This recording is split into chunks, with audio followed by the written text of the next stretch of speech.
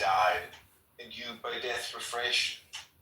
Washed in my blood, gave up my soul to love who, seeing us enmeshed, wept, and with one smile made us whole. Whence you all life's gold for gain, and I am grown boy again. I am 1,000 worlds withdrawn from these long leagues of sand and sun, and with you in the windy dawn, and with you when night's fingers run over the desert, when the dunes lift up their faces to the moons. I am blind at these, my life's one ache, my tongue is swollen, my lips are burnt, my body shivers for your sake, but this.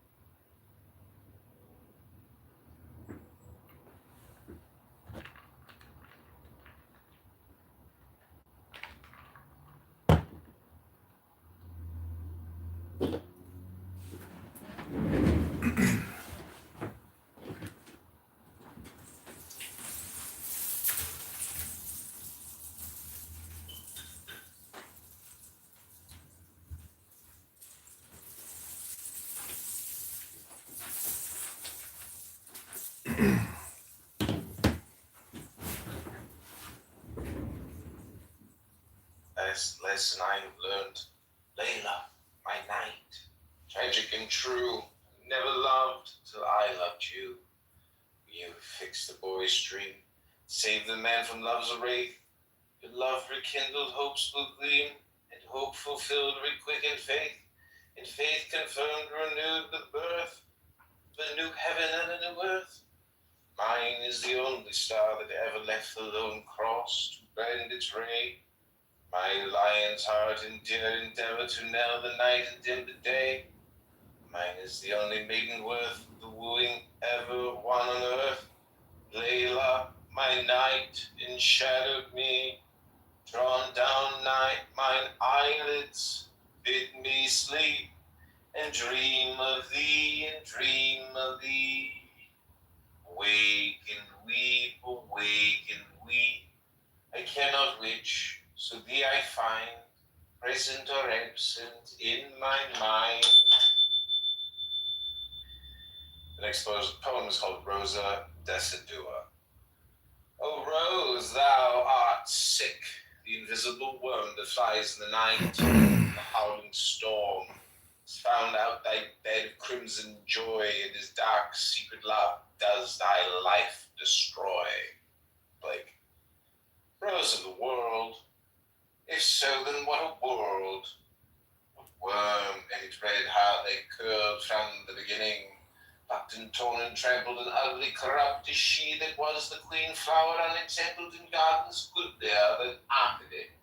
O thou, whose body was my lair, whose soul lay on my mouth like a live coal, this time thou hearest not my song, thine ears are stopped with worse than death, and all this wasted breath of mine, with songs of 6 most memorable years of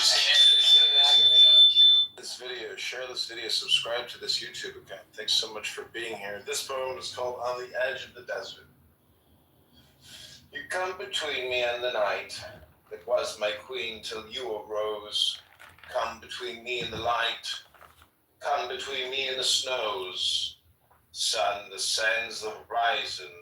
Since you are come, all these are gone. Leave me some love of flower and tree, some passion for the moon and stars, some ache of spring, some sigh of sea, some echo in love's ancient scars. To witness ere your reign began that among men I was a man. No voice in life allures but yours, nor sight nor sleep allays mine eyes. Night sways my dull distemperatures, to light renews my scale of sighs. Half a man's span I have lived. In sooth, you have found the elixir that gives youth. From the most austral east, you drove on the most fortunate wind blows. Galleon piled with treasure trove, The sun's gold, silver, and the snows, all jewels, all virtue far above, all tall ship laden with true love, strode majestical and fierce, armed and avenging Amazon, warrior maiden that bears, with unfleshed steel man's morion, thrust the rapier of your art, singing for rapture through my heart. I died, and you, my death refreshed, washed in my blood, gave up my soul to love, who, seeing us enmeshed, wept, and with one smile made us whole, whence you have all life's gold for gain, and I in the grown a boy again. I am 1,000 worlds drawn, these long leagues of sand and sun. I am with you in the windy dawn. I am with you when night's fingers run over the desert, when the dunes lift up their faces to the moons. I am blind to these, my life's one ache. My tongue is swollen, my lips are burnt, my body shivers for your sake. For this last lesson I have learnt, Layla, my life, my night, tragic and true, I never loved till I loved you. For you have fixed the boyish dream and saved the man from love's wraith. Your love rekindled hope's blue gleam, and hope fulfilled requickened faith. And faith confirmed, renewed the birth of a new heaven and a new earth. Mine is the only star that ever left the lone cross to blend its ray with my lion's heart and dare endeavor to knell the night and dim the day. Mine is the only face worth the wooing ever won on earth. Seen liar, a scammer, a fraud. Go to this video, share this video.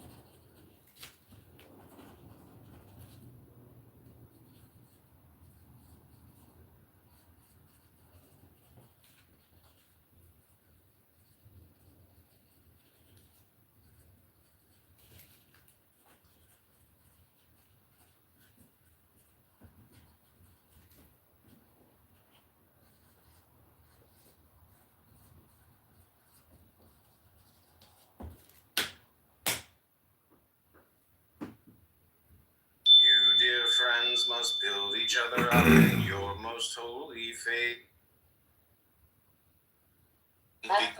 The scorpion becomes the snake becomes the phoenix. And that's why people on this app say, Grand Phoenix Rising, because they're talking about the kundalini, or the spirit that resides in everyone. You could say it's your soul. And so there's ways to manipulate that spirit, to activate it, to control it, to enjoy it. And, if you don't know how to do that... Who's that in your picture? That's me holding the Constitution. Wait, that's you? That's me. Well, you're a veteran. I'm a veteran. And a supporter of Israel. And a supporter. Yeah, look at your fucking ass in the audience. How dare you? How dare you? The actual cheek of the man. Cheeky bugger. The scorpion. Bit of body awareness in which the right stroke or the right movement happens by itself, effortlessly. Can't see the moon. How meticulous the great masters had to be. A monk asked not. It takes from what is too much, and that trying to dominate events goes against the current of the Tao. Because he believed only lust of devilдom. Thrust the sword through the galling fetter, all devourer, all begetter, giving me the sign of the open eye, and the token erect of thorny thigh, and the word of madness and mystery. Oh, Pan, Eopan, Eopan, Eopan, Pan, Pan, Pan. I am a man. Do as thou wilt, as a great God can. O Pan, Eopan, Eopan, Eopan, Pan. I'm awake in the grip of the snake. The eagle slashes with beak and claw. The gods withdraw. The great beasts come, Eopan. I am born to death on the horn of the unicorn. I am Pan. Eopan. Pan. Pan, Pan. I am thy mate. I am thy man. Goat of the flock. I'm gold. I am God. Flesh to thy bone. Flour to thy rod. With hoofs of steel I race on the rocks through solstice stubborn to equinox, and I rave, and I rape, and I rip, and I rend, everlasting only lost. You're never gonna make all of the people. Seeing like a social hierarchy. Yes. Speaking over simple.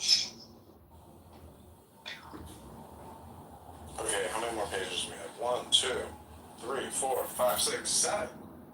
6, here we go. Where and by the far the largest to me, that is myself.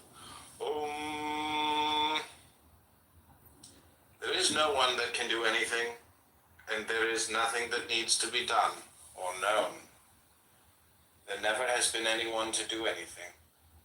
The whole misconception that keeps us firmly in the sense of being separate is the idea that we can do anything, or the idea that we need to do anything. Why do we need to do anything? It is just what's happening. It is all immaculately complete and without need.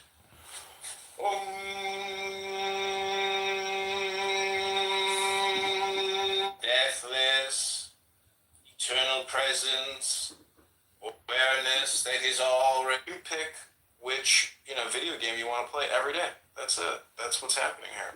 And some days you may pick poorly, but I would encourage you to make better choices. And then your game is much more fun. Yeah. Don't get bogged down with, wasting your time with people and organizations. Like, you can go there and play your games there if you want, but this game on this app with the number of people here, plus you don't have to go anywhere. The world comes to you. It's the laziest form of action, but it's like pure communication. Indeed. I'm not anti-Islam. What are you talking about? Yeah, you were saying there's this hadith that says this, just a few months ago.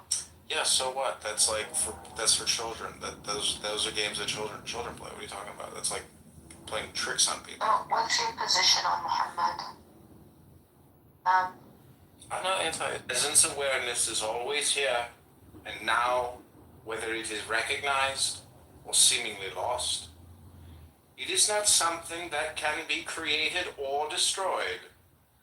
Conceptual thinking is like the cloud that seemingly blocks the sun. Being at ease in non-conceptual naturalness is presence awareness already here and now.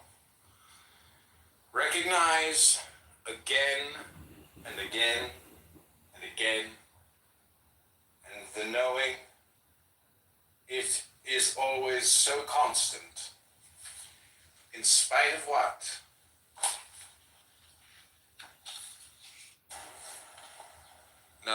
overflows is everything. Eyes closed or open. The fabric of life is alive. Nothingness. Om.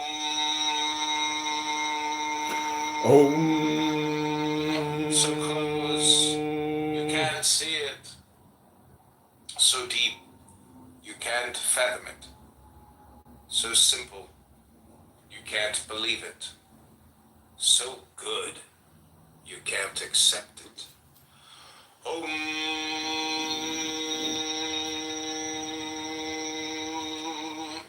Since every wave in the ocean is made of the ocean itself, nothing overflows as everything. Eyes closed or open. The fabric of life is alive.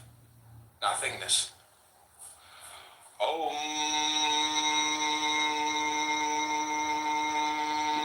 So close this body-mind, or that chair. There is no separation. Hi, this is John. Yes, Mr. Kitover, Katie of Employment Security. Are you ready for your hearing? Yes, ma'am. All right, before we begin, I need to advise you that the hearing is being recorded to preserve a record for an appeal to the Board of Review if there is one. The recording may also be used by department administrators for internal quality control purposes. Do you consent to the recording of the hearing? Yes, ma'am. Okay, thank you. After a brief introduction to the record, I'll explain the issues that we'll be concerned with today, as well as the procedure that will follow. This is a hearing before the Illinois Department of Employment Security Appeals Division in docket number 2530974, being held on November 4th, 2025, before Administrative Law Judge Katie Newsham, presiding at the main IDES office in Chicago, Illinois. The parties are appearing by telephone pursuant to Section 2720.215 of the Illinois Administrative Code. This is a legal proceeding. All testimony is taken under oath. Would you please raise your right hand and swear or affirm that the testimony that you're about to give is the truth, the whole truth, and nothing but the word truth? Yes, ma'am. All right, the claimant is John Kitover. Mr. Kitover, are the address and social security number for you on the department records correct? Yes, ma'am. Do you have any witnesses today? Just affidavit, ma'am. Okay, what kind of affidavit? Affidavit from a co-worker, witness. Okay, all right. The employer is IRS. Is that the Internal Revenue Service? Yes, ma'am. Okay. They did not provide any witness contact information for today. However, this is a claimant appeal from a local office determination. It was dated April 29th, 2025, finding that the claimant was ineligible for benefits under Section 602A of the Illinois Unemployment Insurance Act. Section 602A of the Act provides in part that an individual shall be ineligible for benefits if they have been discharged for misconduct connected with their work. The term misconduct means the willful or deliberate violation of a reasonable rule or policy of the employer governing the individual's behavior in the performance of their job, provided that such violation has harmed the employing unit or other employees or has been repeated by the employee despite a warning or other explicit instructions from the employer. The local office found that the claimant was discharged for excessive tardiness and absenteeism, and therefore found that you were ineligible for benefits. Do you understand the issue? Yes, ma'am. All right, the following documents will become part of the record as agency group exhibit number 1, the local office determination that was dated April 29th, 2025. The notice of claim indicating that you first filed for unemployment during the week of March 23rd, 2025. There is no protest from the employer. They are not a party to this hearing. However, your appeal was due on or before May 29th of 2025. You did not file this until September 22nd, 2025. Yes, Judge. Because you filed your appeal late, I really don't have jurisdiction to continue with this hearing on the merits. Is there a reason why you waited so long?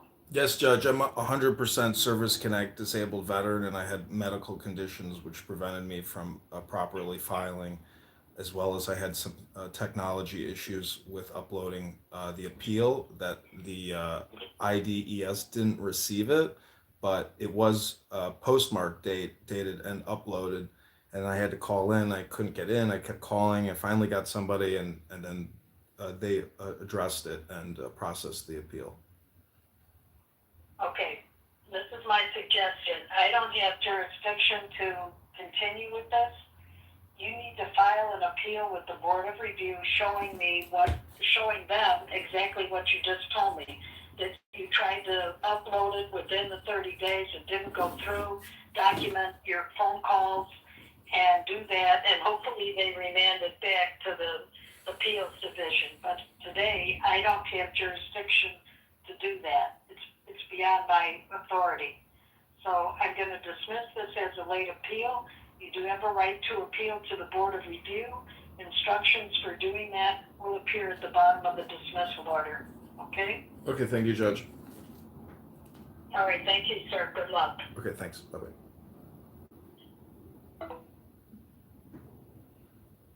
Waste of time. Fucking huge waste of time. Gotta file a second appeal. Unbelievable.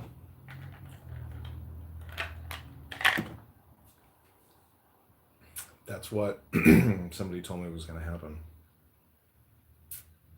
Crazy.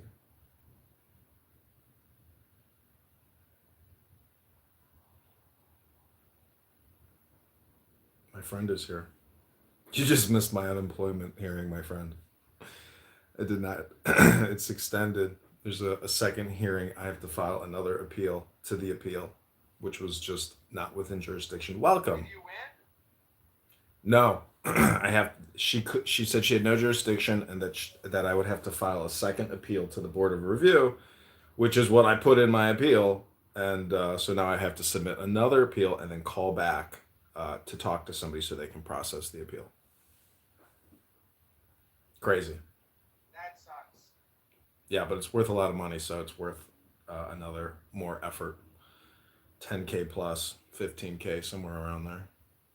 Well, let me ask you, sir, would you sign? I'm sorry to hear about your unemployment hearing, but I wonder if you would sign to support protecting girls' sports in high school and protecting girls' locker rooms so that transgender boys couldn't go into the girls' locker room. Would you sign this petition? I will sign that petition, sir. All right, thank you. $4 for me. Do I have to put my address down? Yes, you have to put your address and you have to write legibly. No, I just But scribbled. you know, if you're worried about people robbing you, sir, I could rob you without knowing your name and address. I could just drive to your house and rob you. I could rob anybody. I mean, you don't need somebody's name and address to rob them. You can just get robbed. That's what I always tell people when they don't want to put their address. Why am I signing your petition again? Get away from me. Yeah, that's a risk that you got to take sometime. That'll happen. That'll happen sometimes. It's just something that happens.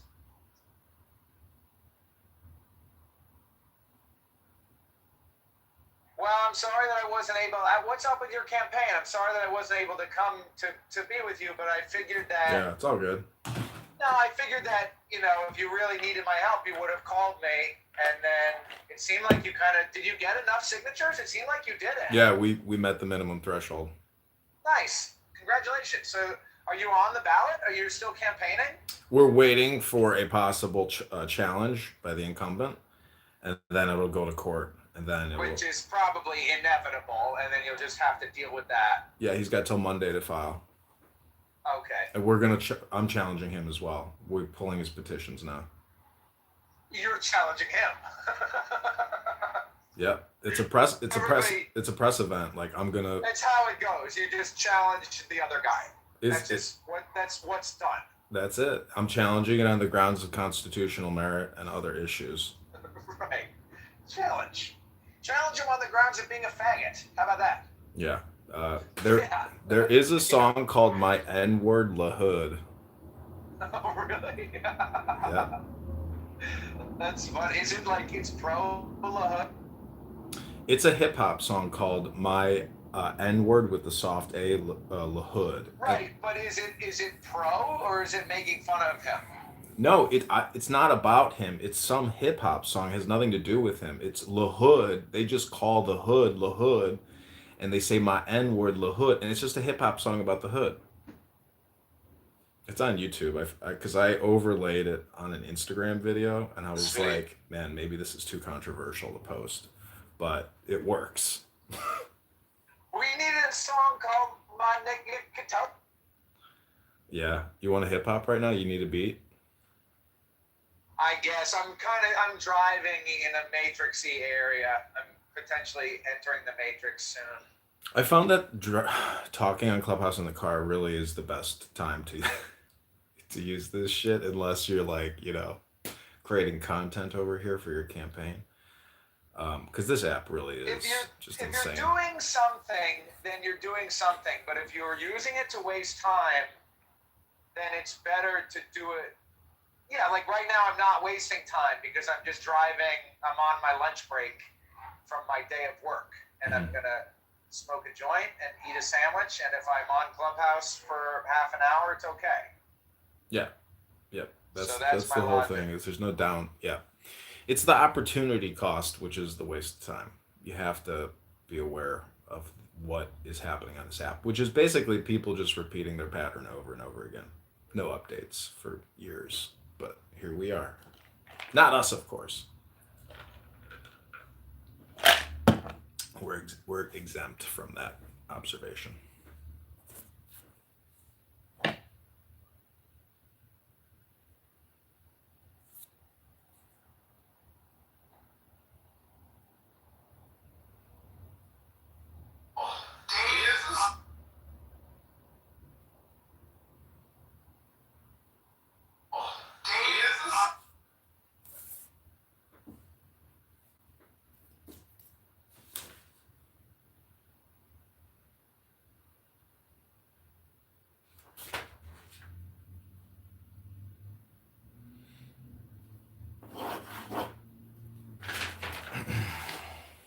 I gotta go draft a new letter shortly and then resubmit and then call them back. What a waste of time. So what's new in your life? How's work? Yeah, I'm okay. I am very pessimistic about my rewilding business, which is kind of sad. I feel like I kind of have lost my passion for that. Can you hear me or no? Yeah, I can hear you. You can't hear me. Oh, you can? My gray thing is very faint. I wasn't able to see my gray circle. But wilding, I've been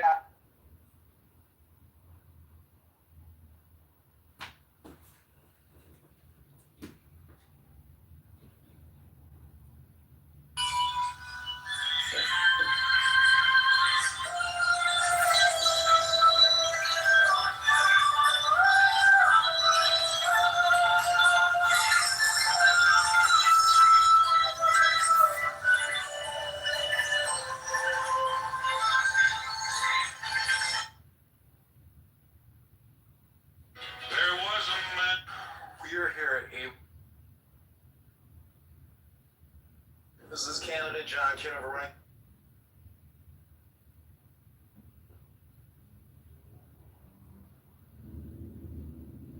Okay, so I assume you're like in a dead zone, as you said shortly before, but yeah.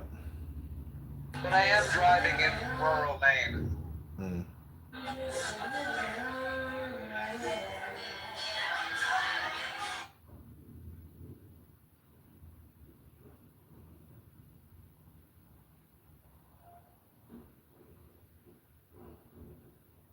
Rural Maine.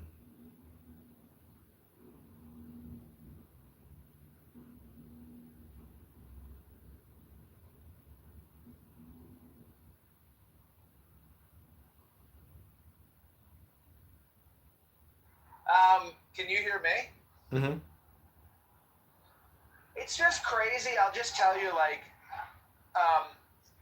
a lot of people have been signing this petition. It's possibly the easiest petition that I've ever carried, which is really exciting because I was afraid that people were going to attack me for carrying this petition. I thought that I was going to be shot like Charlie Kirk. But people are just running up to sign it. I don't even have to say anything to them. They're just signing and signing and signing. But John, the people who aren't signing this petition are so fucking insane. It's like there's a contingent of our population that is completely ideologically captured to an insane degree. Mm-hmm. And I'm glad because it doesn't seem like there are as many of them as there were 6 years ago. But these people are insane. And thank you for listening. I'm complete. They're crazy. Yeah, well, that's, unfortunate. It's to be expected. I suppose. But it's very pretty here. Do you like where you live? Do you like Chicago area? Is it pretty, do you think? Is it beautiful? Yeah, it's pretty nice. We drove through Springfield yesterday. Cobblestone streets, all the trees are changing. We saw Abraham Lincoln's tomb where he's buried, his sarcophagus, his family's remains. Beautiful cemetery, incredible. Lincoln is from Illinois, yes, of course. Yeah, Right? originally Rural Illinois. grew up in a mud shack in Kentucky. Oh, he's from Kentucky. I thought he was born in Illinois, but then why is he buried there then? Born in Kentucky. Died. Okay. Yeah, I don't know. His family's Died. home. I think his family's home is in Springfield. We didn't see his home, I believe, but we just went to his burial, his tomb. Who's we? My mother and I. Oh, nice. Open your head. Yeah, she's downstairs right now doing grout in a bathroom. But I just did this 20-minute unemployment insurance appeal. Total fucking waste of time. But the woman told me that this was going to happen, but she didn't say I was going to have to do 2 appeals. Such a waste of fucking time. But, it would have been great if I would have just won that. So anyways, how's your love life?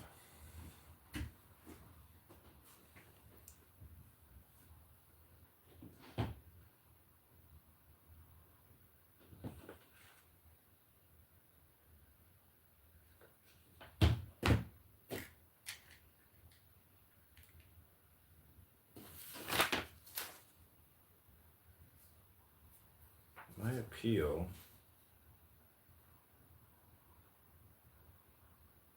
The determination 429.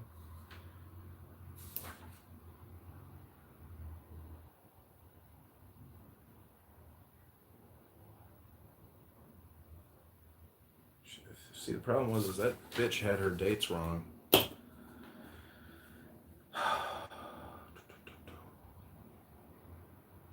May, and I filed it in fucking, I don't know, eVTOL, we filed. We are awaiting a potential challenge. Otherwise, we will be on the ballot. Very good. Congratulations. Thanks. Yeah, it was a journey to drive to So Springfield. you're awaiting. What does awaiting a challenge mean? He has to file a formal challenge with the Illinois State Board of Elections, and he will request a copy of all my petitions, and then Okay. a hearing is scheduled. Yeah, and Alright. he has to present his appeal and challenge to the candidacy and to the petitions. When's the What's debate? the name? I'd like to join the more popular room with the other person, please. That's in John Kitover, Candidate Congressman podcast, not the unemployment hearing. The unemployment hearing of the show is over. If you can find it, my friend. What were you going to ask, Evital? Yeah. When's the debate? If there is going to be a debate. Oh, well, he won't debate me unless I'm on the ballot, I'm sure. And even if I am on the ballot, he still might not debate me. Yeah. Good job, man. Thanks, yeah. I got a hundo for you. Sweet. We got 1650 out of 1556. And 1550 was what they call the minimum qualification. So, Got 100 more just in case. yeah. Disqualify one or two. Yeah, because some of the sheets there's some blanks. I counted 20 blanks. But if he doesn't file that challenge, it'll be a miracle. And if I'm confirmed, there'll be more press, more interviews, more content. And I'm going to challenge him as well. So my friend right now is pulling his petitions, and I'm going to file the challenge against him Friday or Monday. Monday's the last day you can do it, but waiting till the very end, If they forget to file the challenge, at that point you slide right in, uncontested. Correct. All right. And if they contest you, you're probably going to win anyway, right? It's questionable. Based on my former experiences, no. But my friend says that the congressional challenge is much different, much more lenient. You can make constitutional arguments, and it's totally up to the judge. And the judge is usually a hardcore Democrat, so they're going to probably want to side with me. So he says my chances of winning the challenge are very high. That's good. That's good, John. Yeah. $1.50 a signature. Spent somewhere north of $3,000 getting to Springfield with the petition packet. Plus, really, all the way from August, nonstop live streaming. Yeah. Fucking, God, 80 hours a week. I've recorded Patty and her show nonstop, listening to essentially the psychology of the herd. And it is total TDS. Total TDS town. This is a TDS tent, this app. Where's your... What town? TDS, Trump Derangement Syndrome tent in the clown show. No, but what town? What town? Clown World.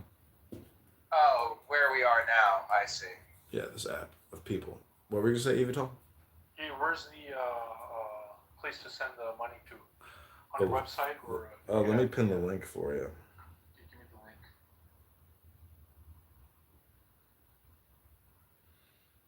link.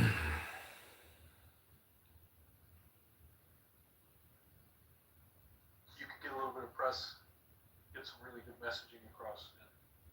Yeah, I need to do some really professional videos and read scripts maybe, with regards to certain topics, and have. And I got invited to a debate actually. Oh. Well, not a debate. It's a public event put on by some. I could tell you what it is, but it's kind of interesting. It could be really good press for me. But that's the link above. And this is what the event is. They're going to put my photo on a vinyl printout that they're going to hang up at the event. Greetings. I hope you can participate in the forum, the 2025 Illinois 1617 Congressional District Candidate Forum registration. Make your voice heard and your vote count. Join us for a nonpartisan candidate forum designed to help you make informed decisions at the ballot box. This event is your opportunity to hear directly from the candidates in Illinois 16 and 17 congressional districts, learn about their positions on key issues, ask the questions that matter to you and your community, whether you're undecided or just want to learn more. This forum provides respectful, informative space for civic engagement. November 16th, 2025, 2:30 at the Standard Hotel in Rockford, Illinois, presented in partnership with Coalition Activate, the Rockford Muslim PAC, the State Protection Service, and Mustafa Abdul Holding Group. Isn't that crazy? These Muslims are organized, and they want to hear from you. It's interesting. I'm not going to say anything provocative about Islam or Muslims. I might even bring Rumi with me and ask if I can read a Rumi poem. All right, there you go, man. I'll send you 50 now. I'll send you 50 in a week. Okay, Mazel Tov. Thank you. That's Mazel Tov to you. Congrats getting the signatures. It's great. Thanks. It's all because of Heather. Wishes. Heather in Rockford. Say a prayer for Heather and her family. She earned it, though. Thank you, Evie Tall. Best wishes from Virginia. Yeah, God bless her.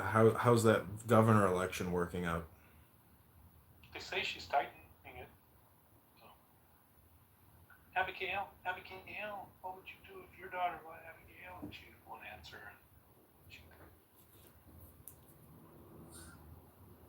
Of the debate, and yeah, she got a chance. I don't know what Poly Market's got it at. It's probably pretty low. Got a lot of wind in their sails. The anti-Trump, anti-Kings movement. Now Kings. Now, of course, Northern Virginia is under attack. Literally, Brennan getting ready to go to jail. Getting ready to go to jail.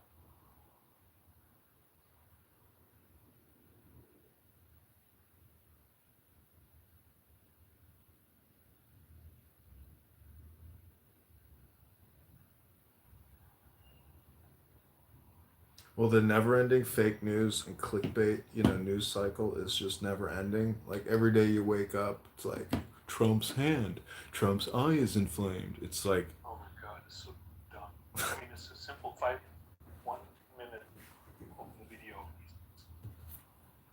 I don't know if he squinted once and they got the swollen eye shot. I couldn't recognize anything. That's what his face looks like. He's had plastic surgery. His eyes are, kind of puffy there and tiny. Facelift, yeah. So it's just, anyways, it's such a waste of fucking time. Could be a little bit of fluid too. His legs did swell up, which they all freaked out about for his fucking needle edema. It's like so stupid. People forget he's what, 82?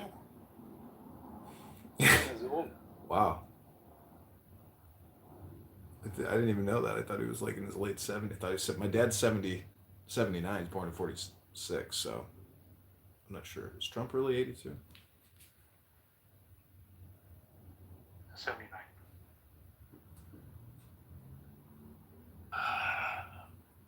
Yeah.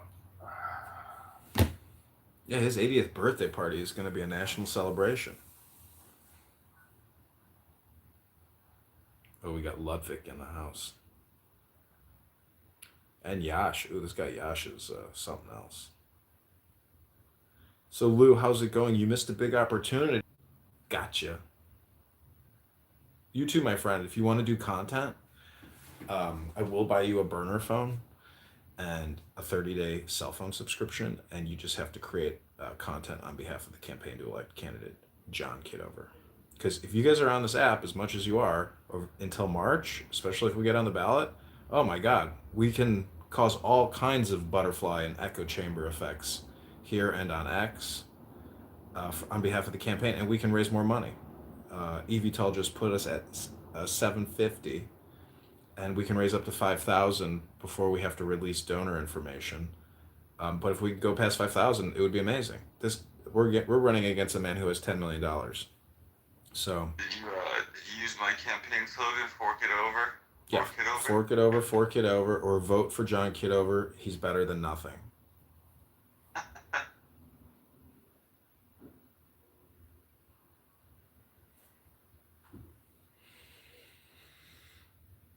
really hope you win. Be very interesting. I just have to win a challenge if there's a challenge, but there's a possibility that the Democrats will organize, and because they don't really have a preferred candidate, they'll just cast their votes on the primary for me to uh, nuke him. And he's also run uncontested in the past, so nobody's ever challenged this guy. And I'm the first grassroots campaign that has ever achieved it. The other candidate, his name was Garth. He dropped out on Halloween. Said he was unable to secure the minimum number of required signatures. And we literally got our signatures in at the last minute. And guess how we got them? We couldn't overnight the signatures to me via UPS or FedEx. So guess what I had to do? I had to buy an Uber from Rockford, Illinois, all the way to Chicago to hand deliver 50 fucking petitions to get us over that threshold. And we got it. And then I took them to UPS the next day and I got them all notarized. That was another $100. And that would have been $250 if the guy didn't like me and he did my petitions in the past. And he's like, why do you keep doing this? He's like, this is crazy. Every sheet's fucking notarized. He's like, this is crazy. And anyways, then we got them binded. And then the next day, popped out to Springfield for, 8-hour driving. It was, Springfield is falling apart. Illinois' capital is a ghetto. It's crazy. I wouldn't call it ghetto. St. Louis is more of a ghetto, but Illinois, Springfield is shanty town. Very old town. But that Lincoln Memorial is something else. He's our Napoleon. He is our Napoleon.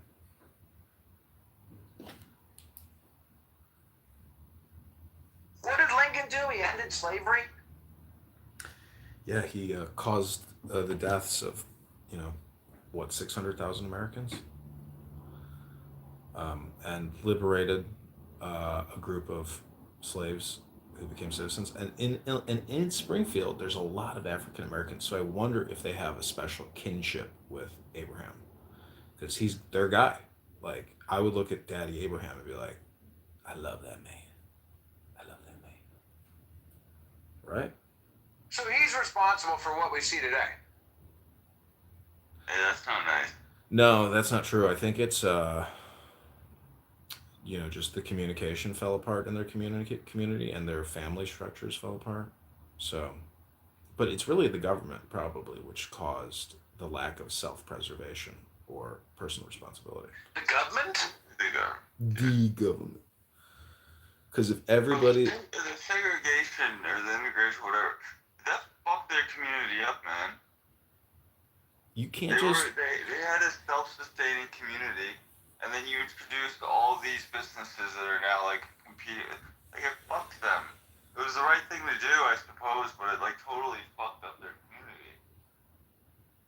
well, I was just making an observation about Lincoln and his relationship with African Americans and what that means for each individual. Chances are 99% of the African American population would say, who? Hello? What?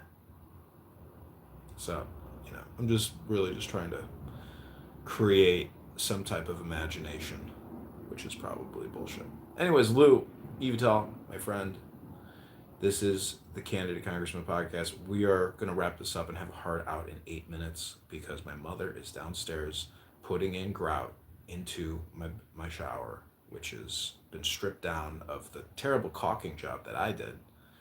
And then we have more work to do. I have to paint a studio in the basement, which a young gentleman with a dog absolutely obliterated with dog piss, and put in new carpeting and new linoleum and paint all the walls and get a new bed. But hopefully Airbnb is going to come through and kick it up. Couple thousand for all that damage. That's what I'm looking for. At least 2K. I invoiced them for 4,200.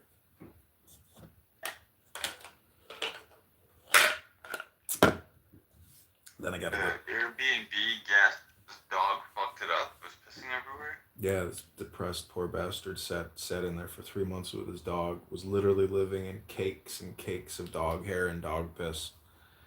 And then I kept raising the price. Finally, he left. He didn't want to live in his own filth anymore. So, I personally cleaned the shit out of the place for 2 days straight. But the odor from him and his dog was so bad that I can't rent the place. And a girl made a reservation, and she's like, I can't stay here. Like, I have a permanent odor now attached to my clothing. There's something going on in that unit. And I'm like, and I went down there. I'm like, oh man, like this dog must have pissed all over the carpet. And so I pulled all the carpet up, and sure enough, you can see it. It's just the odor. And I cleaned the shit out of that place. I didn't shampoo the carpeting, but that's probably what needed to be done for sure. But anyways, my mom is here, so she's gonna help me. She's a home remodeler. Very best wishes, John. Okay, take care. Talk to you soon. Thanks, Evie Doll. Anyways, Lou, if you want to do something for the campaign, if you can create a new X account, a new Instagram account, a new YouTube account, a new Clubhouse account, it would be appreciated. Just call it, politics or campaign, or vote John Kitover, or campaign to elect candidate John Kitover, something like that. If you want to do it, because it's not just an AI strategist, it's a content creation role, and you can use AI. Music, I think, will be huge. I've been creating music using poetry, and it's unbelievable with Suno. That I could do that all day, every day, and just listen to it, play it, because it's all copyright free. So all the YouTube lives and all, like, I can't hit copyright with my own music, which is amazing.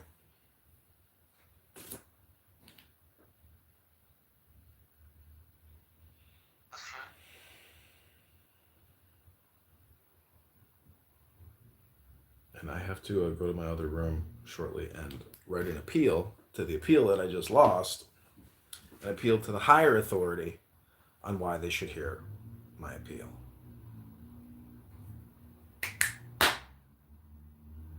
Okay, we got a 5-minute hard out. Anything else you want to say, Lou? I've said my piece. Peace.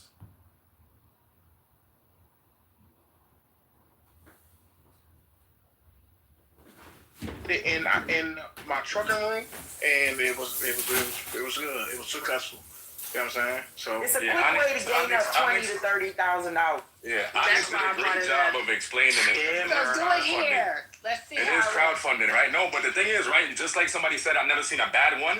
This is the shit that nobody talks about. You do not want to see a bad one of those, right? Because let's say it's like $300 a week, like Onyx just said, and let's say it goes for 10 weeks. That's a $3 grand pot every week. You feel? This week you're gonna get $3 grand. You feel me? Next week somebody else show they get the $3 grand. You feel me? Right. So everybody doesn't have $3 grand, right? One time. That's the reason why you're like, pooling your money together. So in that sense, it kind of is crowdfunding. You get what I'm saying? Like you can use $300. You can't use $300 to buy a decent car, but if you had $3 grand, you got a little, got a decent leeway. You could put yourself into an apartment. You get what I'm saying? And I try to work things out week by week after that. You feel me? But $300 is kind of hard to get yourself into an apartment and a car. So that's why, pooling your money with trusted people works. You get what I'm saying? But they can go bad.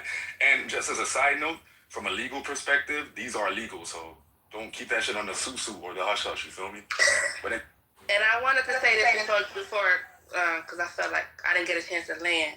But another way that you guys could keep money in your pockets, guarantee every year, and this definitely has to be amongst a friend, family, or anybody that you trust dynamic.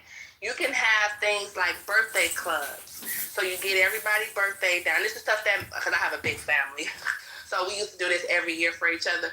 But you can do birthday clubs. So every year or every whatever, who's a part of this birthday club, we all decide on how much money we want to put in for the birthday club. So let's say we want to all put in maybe $50 or $100. Whoever birthday come up, when it comes around, you will get that money for what we all put in for your birthday, and you would do the same, and it just keep on. Everybody for their birthday will just always have a except lot of money. for the last We're in the birthday. Club, and we're literally putting towards the pot. So whoever it is, everybody, you get a chance to have money for your birthday. Wow, the birthday. Just want to say, that's the same concept, basically. yeah. It's your birthday. Popped up 6 of them. She gave. What that? I don't know, so go check out. Undocumented immigrants legislative support. As an assembly member, he voted for New York's gender-affirming care, quote, shield law, end quote, to protect patients and providers from hostile out-of-state actions, a move that applies to all. Campaign supporters have also pointed out that while federal law prohibits the use of federal funds for health care for undocumented immigrants, some states and cities use their own funds to provide coverage. This is Canada John Kitover running in the 16th district. We are here in Springfield at the state of Illinois at the Board of Elections. Can We you are get ready. to that $100 million for the illegals? That was the insane one. That was the insane. Well, You know something else that was insane? He said regardless of their immigration status. Yeah, That's but, also insane. but That Democrats will tell you. But Democrats will tell you that didn't happen. That wasn't happening. We were never doing that. And this actually follows along with it coming out that they were giving illegal Social Security numbers in New York City. This falls right in line with that. So now you can understand why they want to do what they're doing in New York. So that means Can you provide a resource for that? Can you provide a source for they're providing illegal She was immigrants the whole with time security? telling people to read. Okay, I will. That means basically somebody can fly in on a plane. They can get the gender affirming care, i.e. surgery, and paid for by the American taxpayer.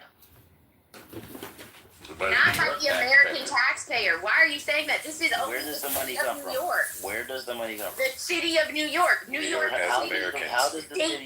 But we get federal funds here, How does this, Alicia. hold on, how does the We city get of New York federal money? funds. Hold on. How does the city of New York get money? Where does that money come from? Disproportionately, the city does not get federal funding because it's a Where blue does state. the money come from? Right. If we're talking about the policies and procedures that Mamdani wants to implement, they come from New York taxpayer dollars, Exactly. not American Hey, taxpayer dollars. it's more than that. It's more than that, Theo. It's more than that. So what normally happens is, especially like in the case of an illegal, when they go to the hospital, they're documented as an illegal, and if they have to have emergency services, what the hospitals are required to do is send that bill to the federal government, which That's is the reason. insane. Yeah. So they bill the government.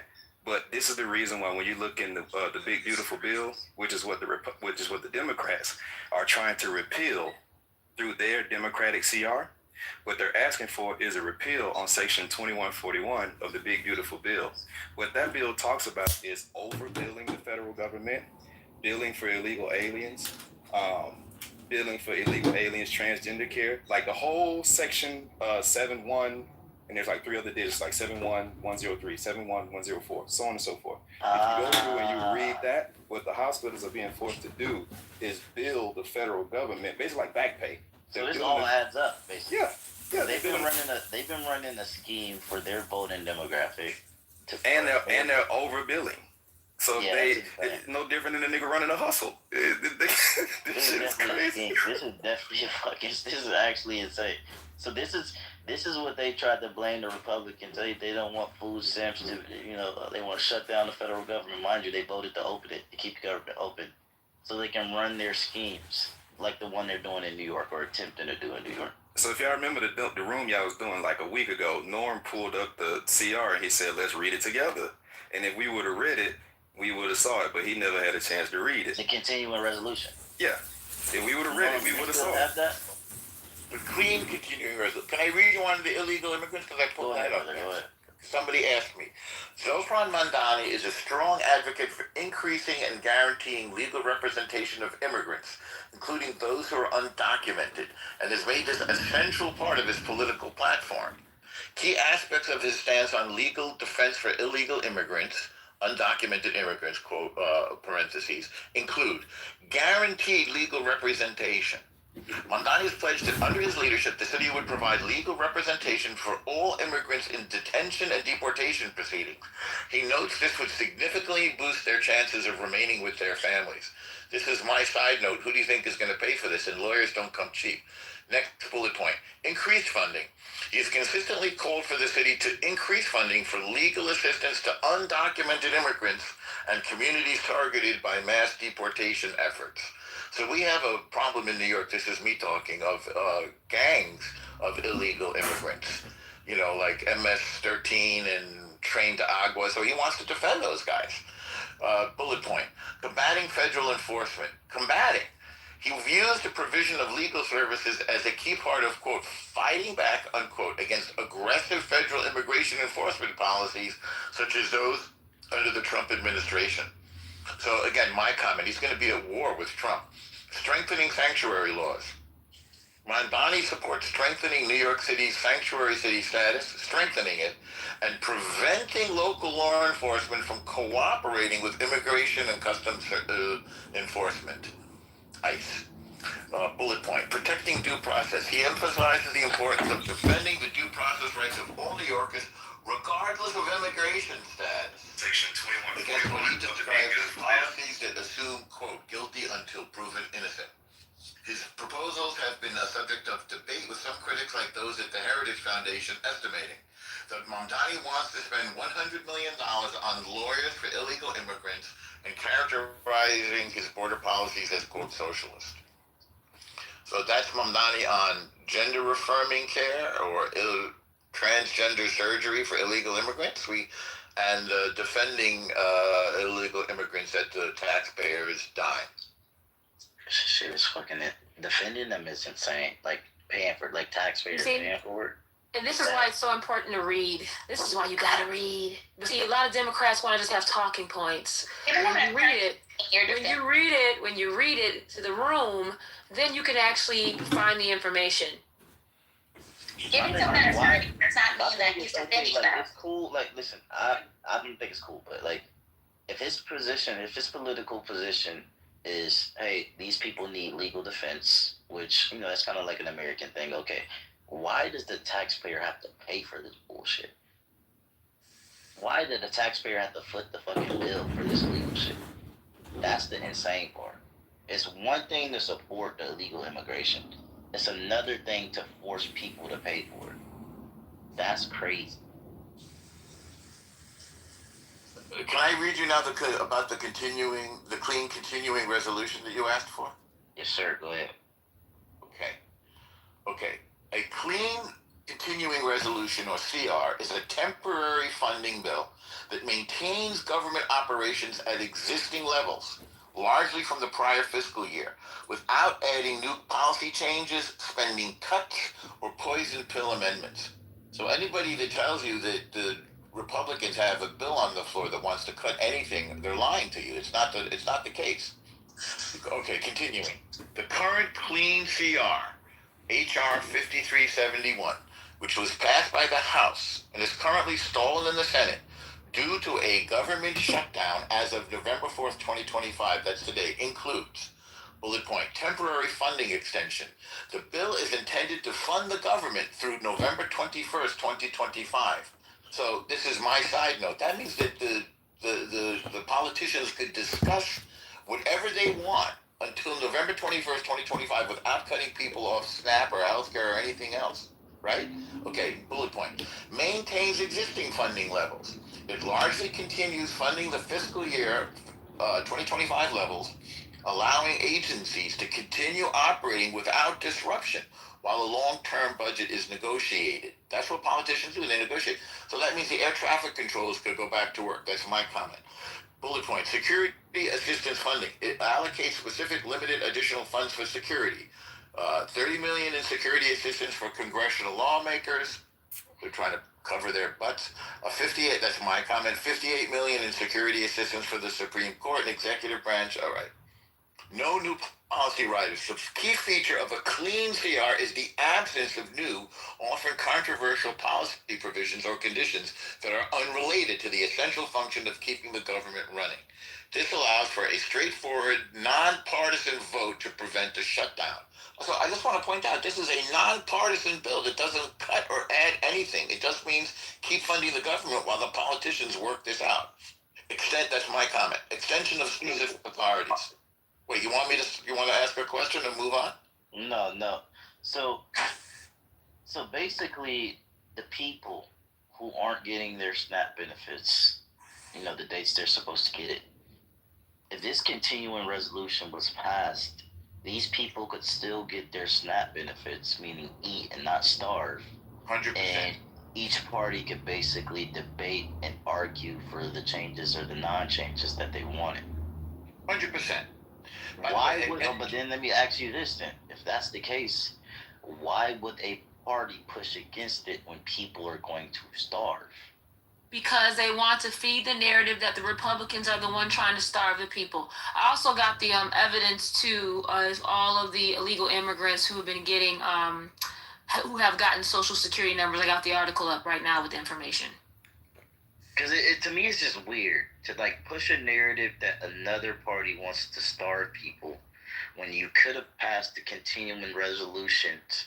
No budget, nothing changes, right? Everything the same as the last fiscal year, right? Nothing added, nothing lost. Why would you starve people to play politics and then blame the other side for what you're doing? Because people like power. People love power. My wife calls it a permanent period. They like power, money, and sex. They would do anything to the American people to continue that PMS. Now, okay, that begs the question. I get the politicians chasing power. Why are the people who on this app specifically pushing narratives that the other party is starving people when they're actively aware that this continuing resolution could? Because they're brainwashed, Theo. They haven't read it neither, Theo. Theo, they never read it. They don't know the actual information. So that's break it down, Lux. Break it down. I'm just saying they're brainwashed. They're like political puppets. You know what I'm saying? So, I mean. And this is all public information. It's all public information. Go ahead, Lux. I'm sorry. I just feel like it's political puppets on both sides, you know. But it's sometimes it just get a little wild. Like the way they did it, like it's the Republicans that are starving us. When like, God wants you to.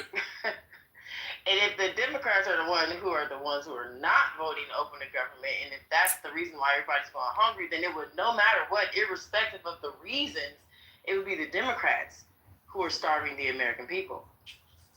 I just don't understand. They're like, oh, we got to make Donald Trump pay. Oh, we're going to sue him. Like, what? I could have been did this. The same way those two judges called for Donald Trump to pay for the snaps, they could have put those in place prior to this even happening. SNAP is $800 million a month. The people are fed, the children are fed, but they didn't do that. They waited until the big ruckus, and the fact that we still fucking around with this gender shit. This is an issue. The president has already said, irrespective of if I like him or not, I don't have to like Donald Trump. He said there are two genders in America. There's man and there's woman. Why the fuck are we still talking about gender affirming care? That's none of our business. We don't need to know about your sexuality. How many times do Americans need to say, we don't give a fuck about your sexuality? We do not want to participate. Tax dollar, no tax dollar. Situational or not. We don't want to participate in your sexuality and what you want to be or what you want to do. I don't understand why this is a countrywide problem. Why they asking taxpayers of any town or any state to pay for someone else's sexual preference. You want to have a dick. You want us to pay for it. That's crazy. You want a pussy. You want us to pay for it. That's crazy. So I don't know. I really don't be like promoting Donald Trump. But when he say that these people have become lunatics, oh God, they become lunatics. Y'all, we are talking about it's mutilation. Still. Yeah. Like we still talking about it after the president said what he said, put the laws in. We still talking about gender affirming care. They're brainwashed on it. I don't even want to ever hear that word again. You're still talking about it. Yeah, and even the Democratic resolution is 68 pages. People have access to it. You can look it up. You can actually get it. I can post it in the chat. It's a PDF. You can actually get it. I got it from someone from Clubhouse, and you can actually read it yourself. But you know, people don't want to read. They just want to argue in rooms and have Jamal Bryant talking points or somebody else. You know what I'm saying? They don't want to fucking read. But now that we've sat here and read what exactly is happening with these different mayors, now everybody's quiet because they understand you got the facts in front of you. So now you can't talk all that crazy shit. We spend $1 billion a month on abortion, $800 million a month on SNAP. Let's just cut the abortions and then we can fund the SNAP. Mayors, like something's wrong with the mayor. There's nothing wrong with the mayor. No, we're not saying that. We're just putting the facts on the table. I'm just glad that there's still some sane people on both sides that can see the facts as they are non-biasedly and come to the actual conclusion of things that are happening. Because I feel like a lot of times in these conversations, I'm being gaslit. I feel like people are either brainwashed or paid opposition, or that it's something going on that is not normal. You never seen a parrot repeat something and heard hello? It literally at times, like when you explain to somebody a fact, right, and then you use logic, right, it's logic, pure logic, to come to a conclusion, and people say it's not happening or it's not that, or they gaslight you and they call you names. It feels like you're in an insane asylum, because it feels like reality is not reality. Like it's high. Well, it's not meditation. It's not peace. Can I speak It's to propaganda projection. Like this Jew hater right here running his mouth. Zero. He's a clubhouse hero, a real world zero. So a lot of times when you're talking to like black people, it feels like you're talking to a robot almost. Because like, are you hello? Not away. The Democrats could have opened the government. Like no, and the Republicans too. Both of them. It's both of them, brother. It's both of them. Hold on, Zero. It's 50-50. 50-50. Hold on, Zero. But you're negating the part where the Republicans voted for the continuing resolution. They voted to keep the government open. Right. But they want to kill. But they want to kill. Listen, they want to kill. And listen, the Obama ACA is shit. It's no good. Even Marjorie Taylor Greene says, look, it's shit. But my party, but listen, I'm a Republican from Florida, right? Listen, my party, right, has never done anything to change it. They've never done. You're a Republican from Florida. You're an anti-Semitic, Jew-hating piece of shit. With the CR right now. Chill out, man. Listen, I'm talking. This is the emotional stuff, though. This is what we're not. Yeah, can you hear me? Yeah, because I'm talking. Yeah, I'm talking. I've interrupted Can you hear me? Okay, so let me finish this. Let me just land this real quick, okay? Okay, let me land this real quick. So anyhow, okay, Marjorie Taylor Greene said ACA is shit. Our party, right? I'm a Republican too. Listen, be quiet, man. Just like Marjorie Taylor Greene, I'm a Republican from Florida. And they never, listen, my party has never done anything to try to fix it. This is about New York. So now, no, listen, the new rates have just come out. I want you to stop saying you're from Florida. Oh my God, can you let him finish? I can hear you. Yeah, somebody let me land it. I mean, come on, man. The plane is like wibbly wobbly and it's going up and down. Let me land the plane. I can hear your accent, and you're not from the state of Florida, sir. Where are you actually from? Please shut up, Arminius. That is fucking irrelevant. Let him finish. Just stop saying you're from Florida, please. Why is he talking about Marjorie Taylor? Please mute up because he's explaining why we're here today. Where we are today? No, exactly. No. Listen. Cicero, like every listen, like every New Yorker, right? I'm from New York City. I'm in Florida. Okay, we're all snowbirds, right? I live in Florida. That my voting state is Fort Lauderdale. Okay, that I vote out of Fort Lauderdale. Okay, so that's what I vote out of. Okay, all right. Now, going back to what I'm saying. Okay, Marjorie Taylor Greene said, "Look, we're at this point that her kids, right, who are grown, just got their new bill, and it's going to double their insurance rates." And she said it, and I'm quoting something, well, not quoting, but, semi-quoting someone who's in the Congress. And she's saying, look, my party's never done anything to fix it. Until we can fix it, we're going to have to keep it where it is because I'm having my kids double their health insurance. That's the problem. And a lot of people, this is November 1st, a lot of people got their statement for what's going to be coming in January. If you got your mail, open your mail and look at what your insurance company just told you. If you're paying like $400 or $800, now it's going to be $1,900, $2,000 a month. Can you connect this to the? But that's not what we were talking about. We were talking about the CR. We weren't talking about that. That's correct. Can you connect that to the continuing resolution, which just funds the government, and then they can talk about the firing and everything else? But that's the problem. But no, that's the problem. There is no talking because they haven't talked for years. And they don't have a plan. And that's what Marjorie Taylor Greene said. Marjorie Taylor Greene said they don't have a plan. Wait, she's in the House of Representatives. They want to kill the ACA. Listen, if you don't see it by now, if you don't see it by now, the Republicans want to kill the plan, and the insurance companies are the ones that are paying the millions and millions of dollars to Trump. For Trump to kill because they want to kill the ACA and they want to be able to charge these people. None of that is in the CR. That's not why the government is shut down. Dude, it's not the resolution. It's not, dude. That's why we are in a shutdown right now. We're in It's a not shutdown about a because the Democrats resolution. didn't sign the CR. Oh my God. Dude, it's not about, dude. Wait, They're so not wait, gonna Zero, sign then it. you would admit, if it's not about a resolution, you would admit these people don't want to discuss anything. No, they do. That's the problem. But Trump's told the Republicans to go home. It's the government. The government shut down. Listen, the politicians have been out of the off. The politicians on the Republican side have been out of Washington D.C. for 45 days. How many times did they try to open the government? You know? No, they left before it shut down. No, Because they didn't want to sign the Epstein. Tried to open it 14 times. They didn't want to sign the Epstein bill. Think about the CR. No, dude, you're not understanding what these people are fighting about. People would be. It's very simple what they're fighting about. You know, God bless Zero, because he's a Republican trying to translate for you stupid motherfuckers, and you still can't understand. Translate Thank what? you for saving my breath. Thank you. What are you talking about? It's just true. What? She's not. What are you talking about? That lady is insane. She's just a cheerleader. No, she's not. No, she's not. He literally just read the fact. This is a problem. This is the problem we have right now. This is the problem we have right now.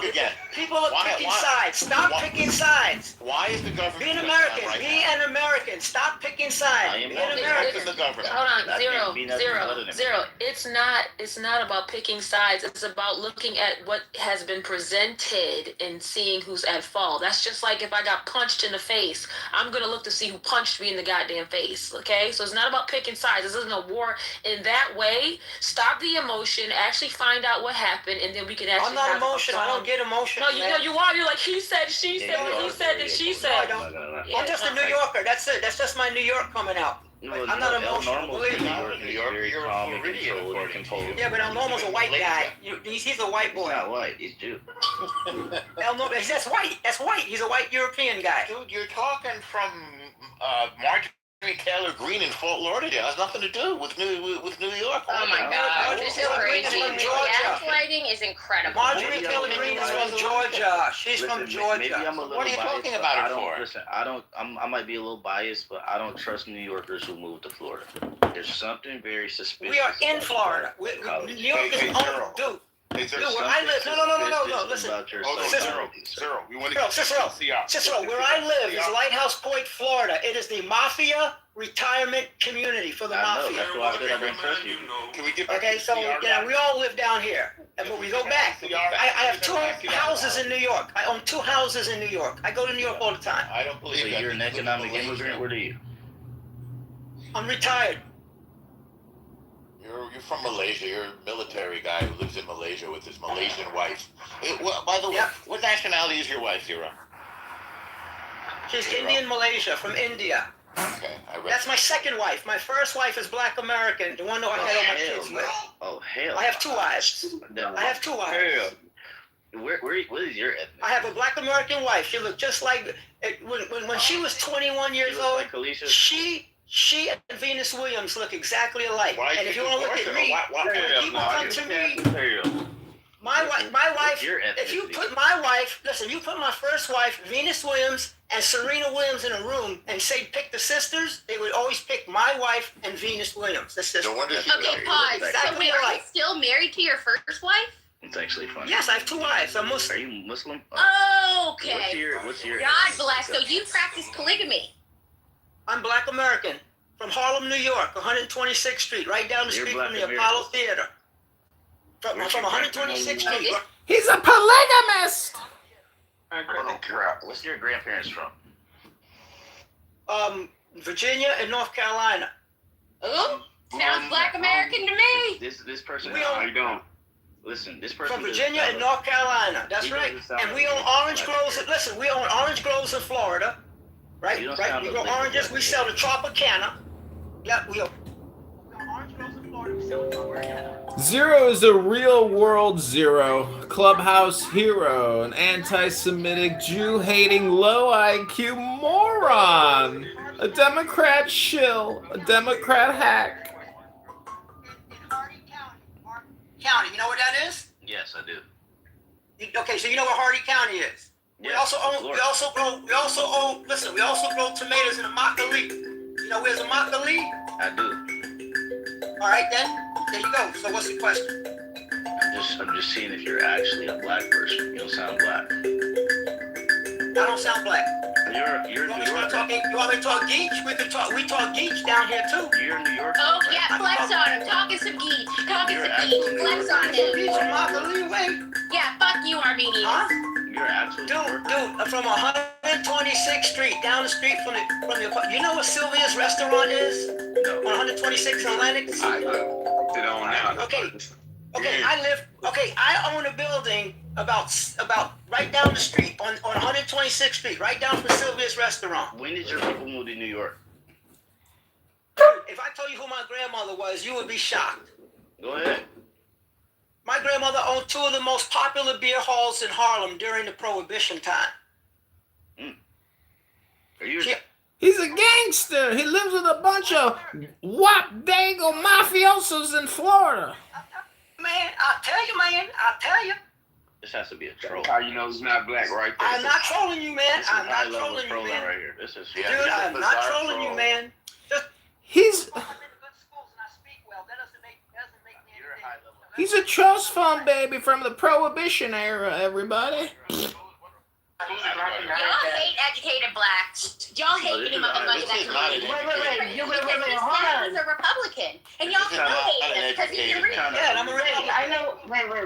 Yeah. I'm a Republican. Zero's a Republican. He's a black American. Why y'all getting y'all information from El Nomo?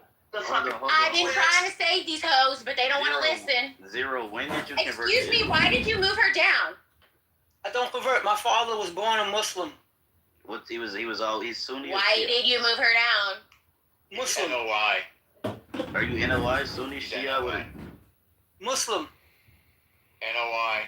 Zero's nothing but a pain in the ass. He's been a pain in the ass to his Caliphate 2 wives and all his children and all the Clubhouse users here for years. Zero's gone on and on about Israel and the Jews. He's nothing but an anti-Semitic, Jew-hating, low IQ taxi driver. That's all he is. Bring opinion, and let's not do what the other side does, is try to pick him apart and try to find some reason to make. No, it's okay to have a difference of opinion. It's okay to have a difference of opinion. He just sounds like a troll.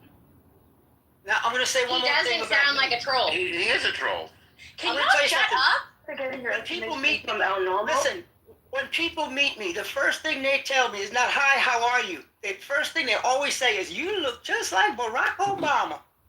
They say, "I'm No, that was not. I'm serious. I'm serious. But that's what I look like. Are you mulatto? Yeah, we can see it in your Except I don't have big ears. No, except I don't have those big ears. Okay, nobody. But that's what I look like. So that's enough. I ain't white. I'm not white. Okay. Okay, I'm not white. Yeah, whatever. Okay, so get that out of your mind. Well, back to wasting everybody's time this beautiful Monday afternoon listening to Zero tell us absolutely nothing. He's a human Zero, a Clubhouse hero, a real world Zero. Welcome back, ladies and gentlemen, to your Clubhouse experience. Election day, running for governor. Mamdani. No, we're not centering the clears, so miss me with that. Next. What is that, man? Hey, listen, let me tell you this. Clear. Listen, I understand what you mean about the clears, but understand this. Black Americans know that our enemy don't only come in the clear color. That's a fact. Oh, shut up. What are you talking about clear? You talking about a Jacqueline? What are you talking about, a Jacqueline? Clear what? I'm a white person. Hold on, Definitely. What Kalisha said doesn't make sense because her parent is a clear. She's half clear. What the fuck is a clear? What kind of clown show is this? What kind of bozo clown show are these clear people? She said what she said. She said what she said. So who cares if her mom is clear or her daddy's clear? She said what she said. I can't see you. You're clear. You're transparent. You're luminescent. I look right through you. All those things don't make sense, but hey, we're here.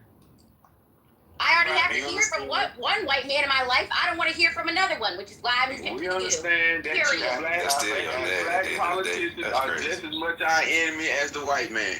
It's facts. The white man ain't your enemy. There ain't no such thing as a white man. And there ain't no such thing as a politician. There's just your elected representatives, and they are borrowing and spending and taxing you all to death. And that's the truth of the earth. I just don't. I don't find that appropriate at all. Well, you called me clear. That's not appropriate. I'm a man, lady. I ain't no clear person. What the fuck is a clear person? You were okay with zero trolling, and now you're Zero is not trolling. Zero is not a black 100% trolling. Zero is not. Zero said he got Obama cheekbones. Yeah. Shut the fuck up. No, but Malcolm X said, right? Well, Malcolm X talked about the fox and he talked about the wolf, right? And then you got the saying fox, the same thing? We which is already the liberal, heard the and then you fox got the and the wolf. wolf. That's the Republican. Okay, This guy's unhinged. This guy's unhinged.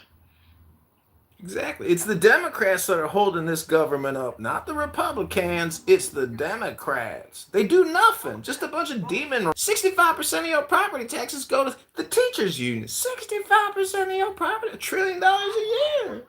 That's the reality. Teachers need a lot more money. Teachers need a lot more money than what they're getting paid. Let's talk about opening up the government. What's the next step? Resolution. Who voted for you to guide the conversation? Have we discussed the Virginia governor's race at all?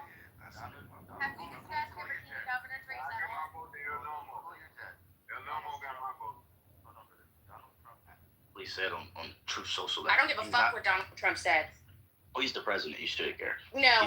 He said he's not giving any. Brown people, the yellow people, the orange people, the green people. What about the pink people? The purple people? I'm pretty sure we're all Americans, and all your racial identity politics, you're nonstop. White people, black people, brown people, yellow people. Does it ever end with the colors and the peoples? And it was Trump back in 2013 when he was giving I know interviews. this and he all said, white "There's a man is not shutdown." asking about us to stop talking about race. John's Go to a different room. You're a white woman. You see that guy in my PTR? That's Abraham Lincoln. Do any of you love what Abraham Lincoln did for your people? We the people? It's not the case. Knock it off. Who gives a fuck? What do you mean you can tell she's black? What does that mean? You can tell she's black. Tell she's black because she is black. And the fact is white people and black people are different and they don't speak the same. Oh, that's That's ridiculous, man. That's vernacular. That's vernacular. It's vernacular. Even if you're somebody from Louisiana, exactly. Somebody from Louisiana don't speak the same as somebody from Chicago. Even if your vernacular is a certain way, we have different vocal tonations. Like our vocal cords just hit different, bro. Can you tell if I'm black or not? You yourself are telling me that you think I am not black. You're not. You keep saying I'm not black, dude. So you gotta be wrong because I'm black. Sense, sir. Are you some other? Are you other? Are you any? Dude, I'm black. Listen to me. Are you like an American? Listen to me. Cicero, listen to me. Listen to me. I'm not a Negro. I'm not a Negro. Dude. Quit calling this dude. Armenians, you hear what you hear, you know what it is. You know, let it go. You know what it is. Listen, bro, I'm black too. And if you don't think I'm black, you didn't vote for Joe Biden. Would you stop asking me whether I'm black or white? And can we get back to the truth? I'm not doing it. Both of y'all niggas. This is fascinating. We moving both them to the audience, and we're not doing this. I'm not about to be entertaining this weird shit. I don't know why y'all entertain. Send them niggas to the motherfucking audience and carry on with the conversation, please. Well, maybe we should get to the governor of Virginia then. Is Kalisha? Go ahead, Kalisha, lead us. 2 people are running for governor in Virginia. What do you mean? What do you? Let's talk about their merits. Let's talk about their merits.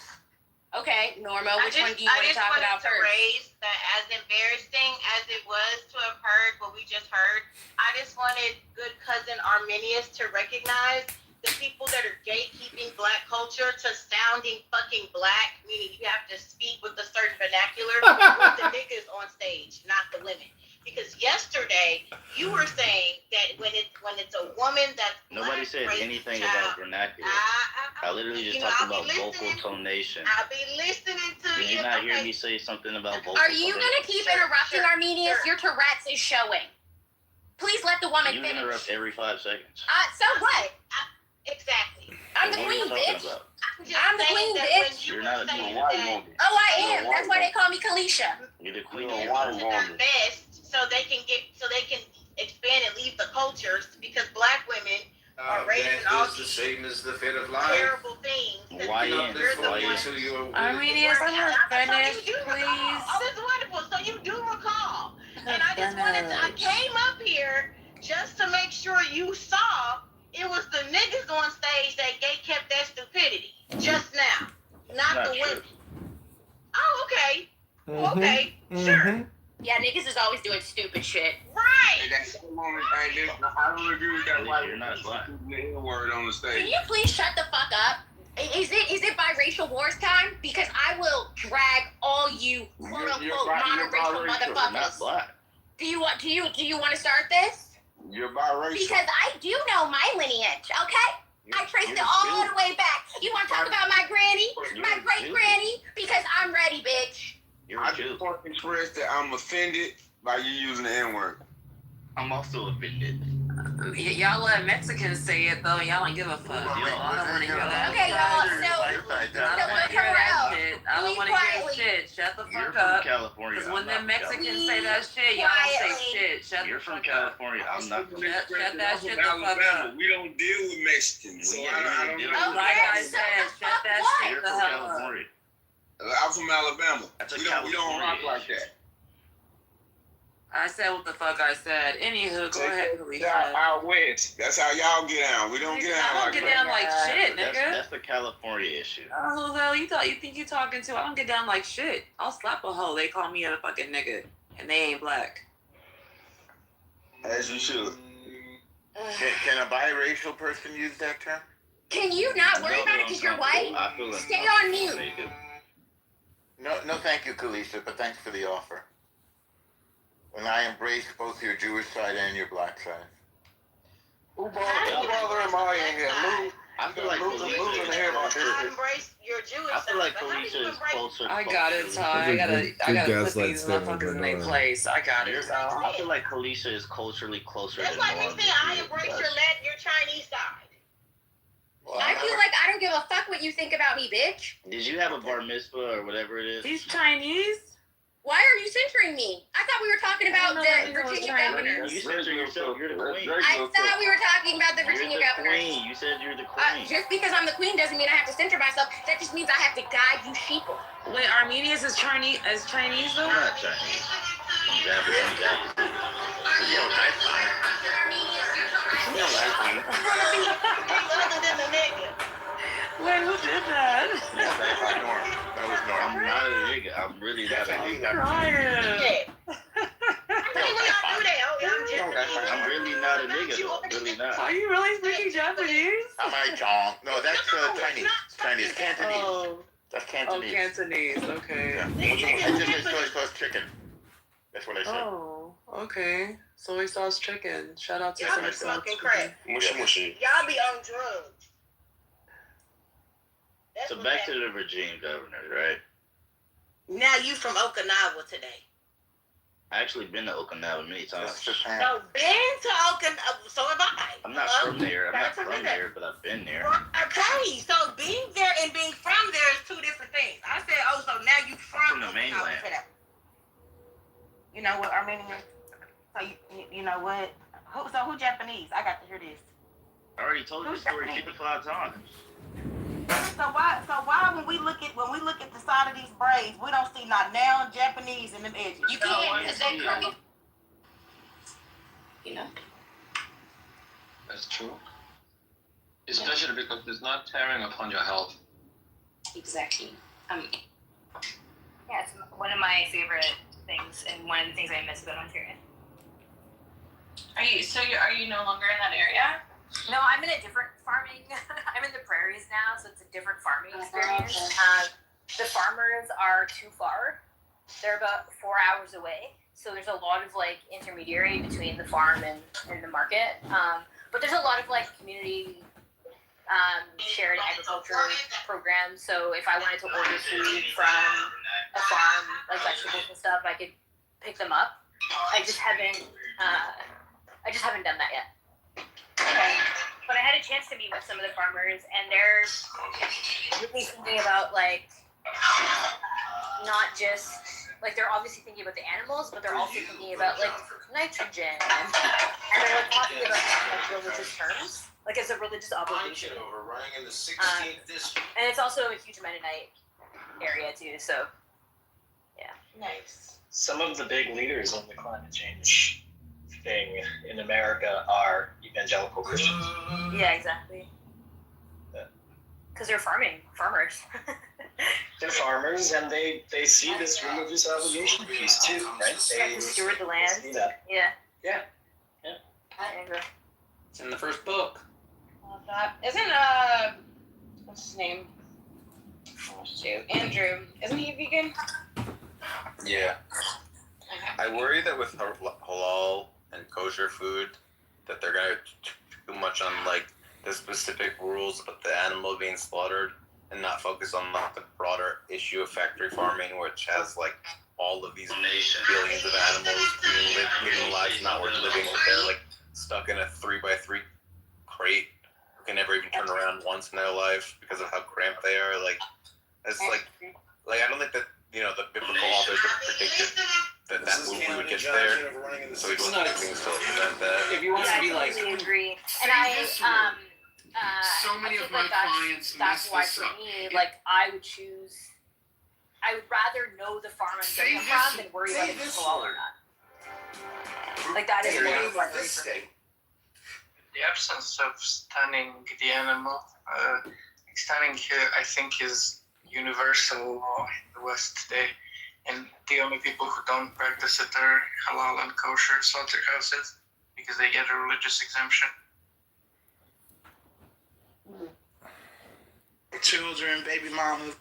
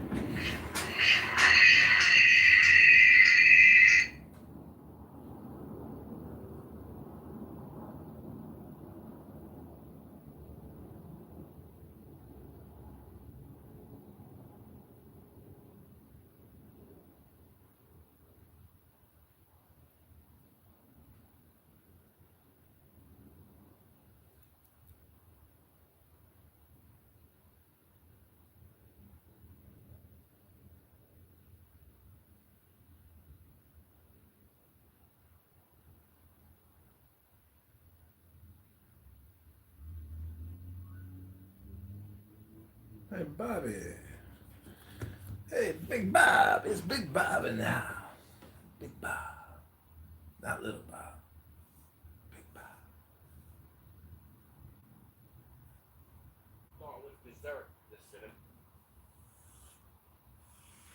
She welcomes both saints and sinners. The Tao is like a bellows. It is empty, yet infinitely capable. The more you use it, the more it produces. The more you talk of it, the less you understand. Hold on to the center. 6. The Tao is called the Great Mother. Empty, yet inexhaustible, it gives birth to infinite worlds. It is always present within you. You can use it any way you want. 7. The Tao is infinite, eternal. Why is it eternal? It was never born, thus it can never die. Why is it infinite?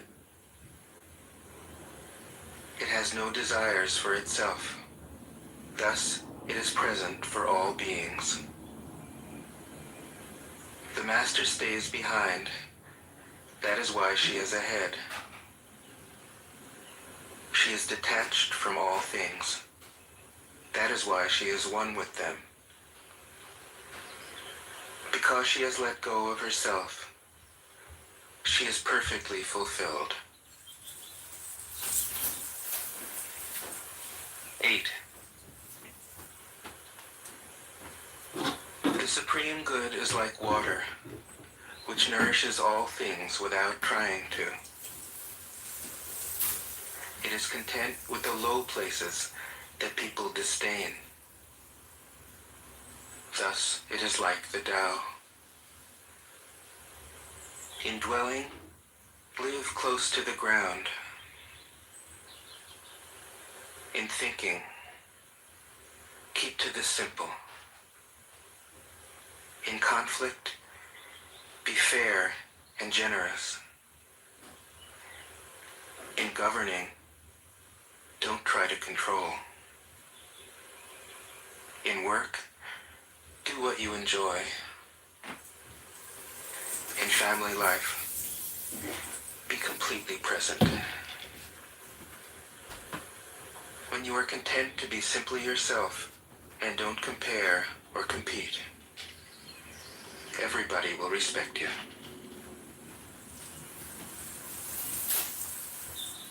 9. Fill your bowl to the brim, and it will spill. Keep sharpening your knife, and it will blunt. Chase after money and security, and your heart will never unclench. Care about people's approval, and you will be their prisoner. Do your work, then step back. The only path to serenity. 10. Can you coax your mind from its wandering and keep to the original oneness? Can you let your body become supple as a newborn child's? Can you cleanse your inner vision until you see nothing but the light? Can you love people and lead them without imposing your will? Can you deal with the most vital matters by letting events take their course? Can you step back from your own mind and thus understand all things? Giving birth and nourishing. Having without possessing. Acting with no expectations. Leading and not trying to control. This is the supreme virtue.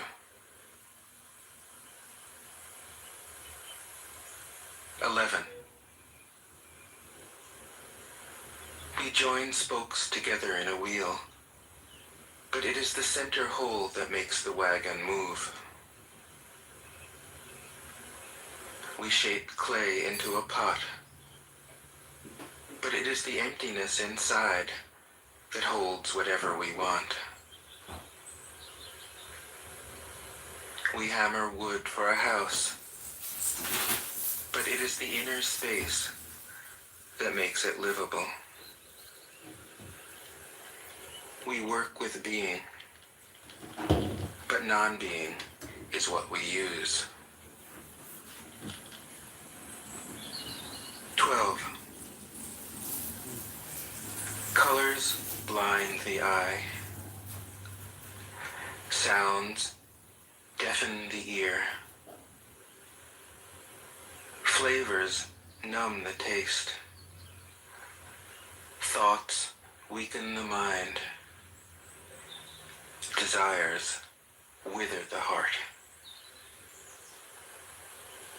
The master observes the world, but trusts his inner vision. He allows things to come and go, whose heart is open as the sky.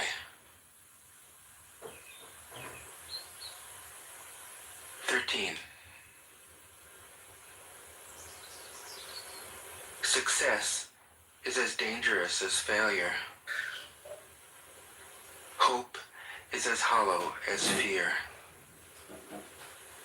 What does it mean that success is as dangerous as failure? Whether you go up the ladder or down it, your position is shaky. When you stand with your 2 feet on the ground, you will always keep your balance. What does it mean that hope is as hollow as fear?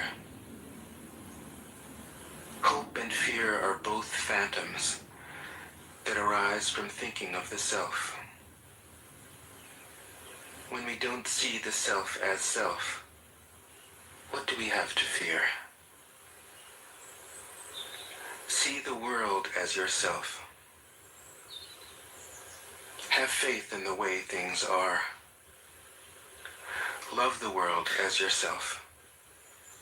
Then you can care for all things. 14. Look, and it can't be seen. Listen, and it can't be heard. Reach, and it can't be grasped. Above, it isn't bright. Below, it isn't dark.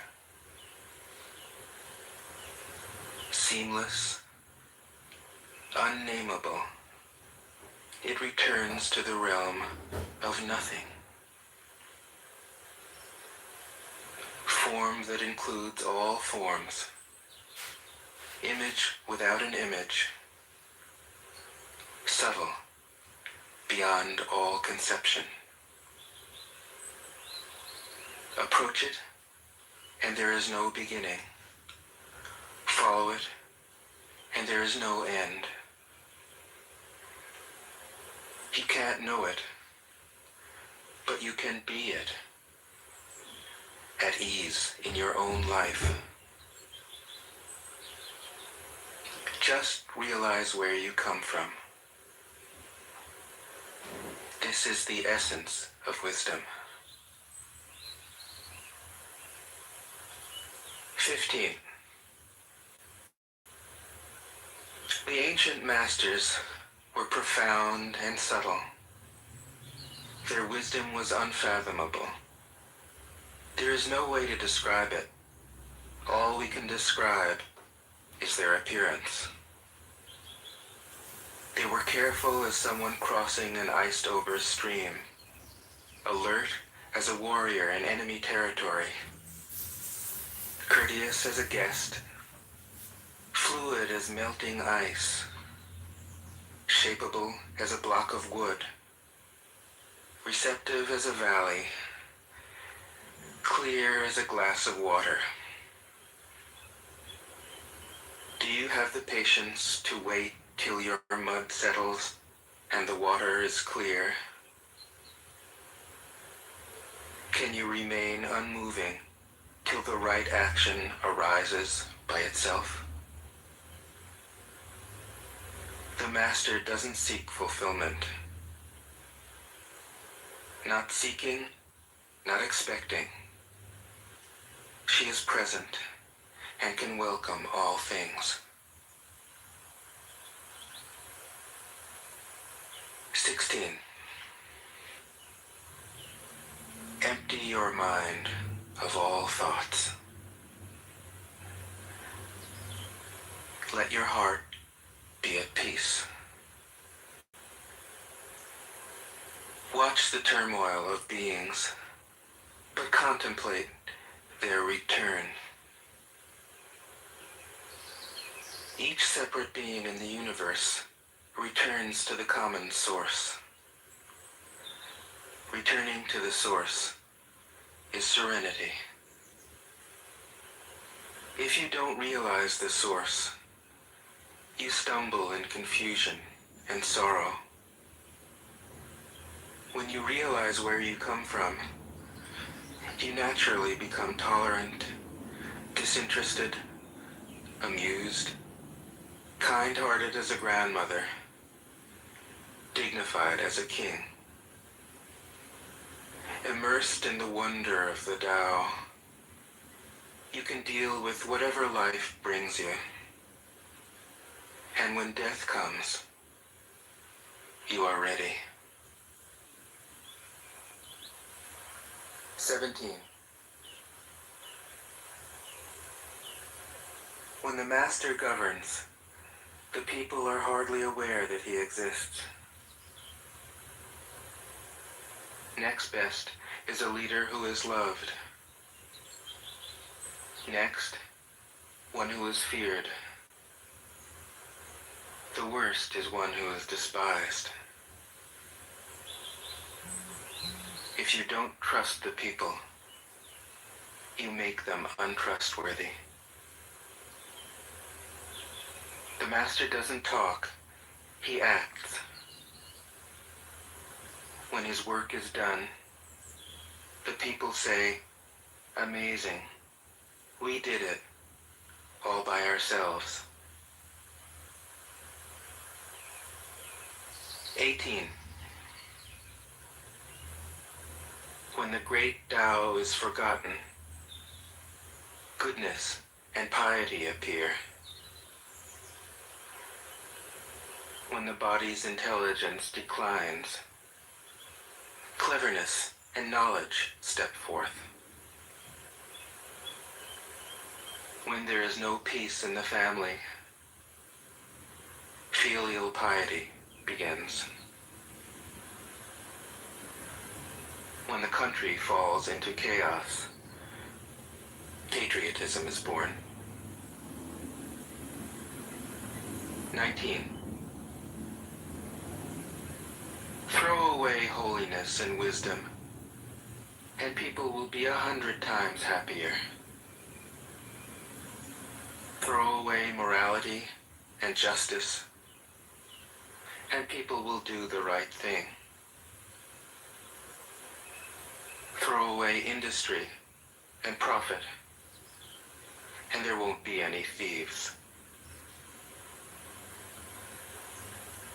If these three aren't enough, just stay at the center of the circle and let all things take their course. 20. Stop thinking and end your problems. What difference between yes and no? What difference between success and failure? Must you value what others value, avoid what others avoid? How ridiculous. Other people are excited, as though they were at a parade. I alone don't care. I alone am expressionless, like an infant before it can smile. Other people have what they need. I alone possess nothing. I alone drift about like someone without a home. I am like an idiot, my mind is so empty. Other people are bright. I alone am dark. Other people are sharp. I alone am dull. Other people have a purpose. I alone don't know. I drift like a wave on the ocean. I blow as aimless as the wind. I am different from ordinary people. I drink from the Great Mother's breasts. 21. The Master keeps her mind always at one with the Tao. That is what gives her her radiance. The Tao is ungraspable. How can her mind be at one with it? Because she doesn't cling to ideas. The Tao is dark and unfathomable. How can it make her radiant? Because she lets it. Since before time and space were, the Tao is. It is beyond is and is not. How do I know this is true? I look inside myself and see.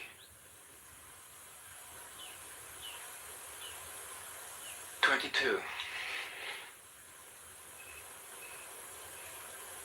If you want to become whole, let yourself be partial. If you want to become straight, let yourself be crooked. If you want to become full, let yourself be empty. If you want to be reborn, let yourself die. If you want to be given everything, give everything up." The Master, by residing in the Tao, sets an example for all beings. Because he doesn't display himself, people can see his light. Because he has nothing to prove, people can trust his words. Because he doesn't know who he is, people recognize themselves in him. Because he has no goal in mind, everything he does succeeds. When the ancient masters said, "If you want to be given everything, give everything up," they weren't using empty phrases. Only in being lived by the Tao can you be truly yourself.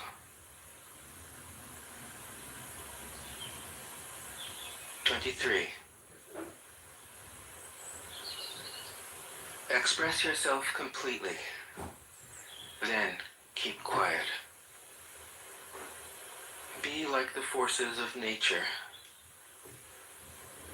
When it blows, there is only wind. When it rains, there is only rain. When the clouds pass, the sun shines through. If you open yourself to the Tao, you are at one with the Tao, and you can embody it completely. If you open yourself to insight, you are at one with insight, and you can use it completely. If you open yourself to loss, you are at one with loss, and you can accept it completely. Open yourself to the Tao, then trust your natural responses, and everything will fall into place. 24. He who stands on tiptoe doesn't stand firm. He who rushes ahead doesn't go far. He who tries to shine dims his own light. He who defines himself can't know who he really is. He who has power over others can't empower himself. He who clings to his work will create nothing that endures. If you want to accord with the Tao, just do your job, then let go. 25. There was something formless and perfect before the universe was born.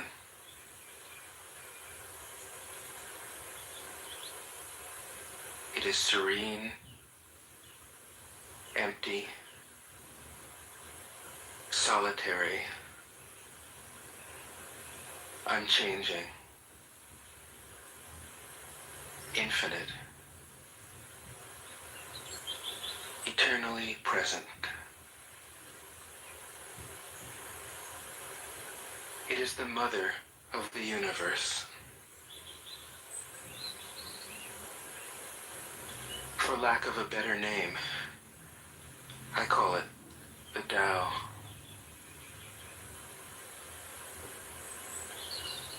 It flows through all things, inside and outside, and returns to the origin of all things. The Tao is great. The universe is great. Earth is great. Man is great. These are the four great powers. Man follows the earth. Earth follows the universe. The universe follows the Tao. The Tao follows only itself. 26. The heavy is the root of the light. The unmoved is the source of all movement. Thus the master travels all day without leaving home. However splendid the views, she stays serenely in herself.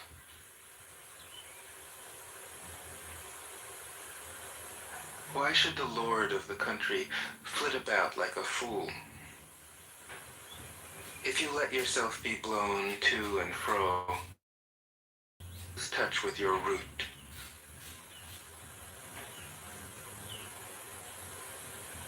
If you let restlessness move you, you lose touch with who you are.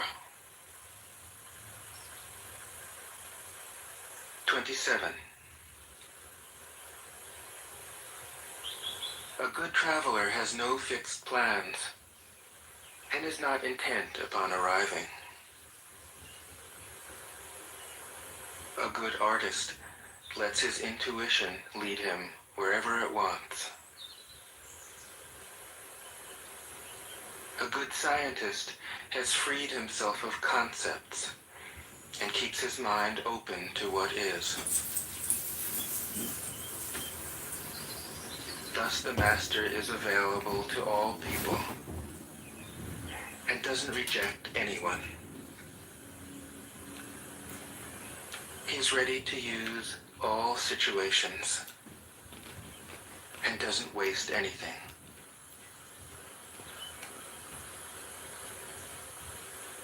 This is called embodying the light. What is a good man but a bad man's teacher? What is a bad man but a good man's job? If you don't understand this, you will get lost However intelligent you are, it is the great secret.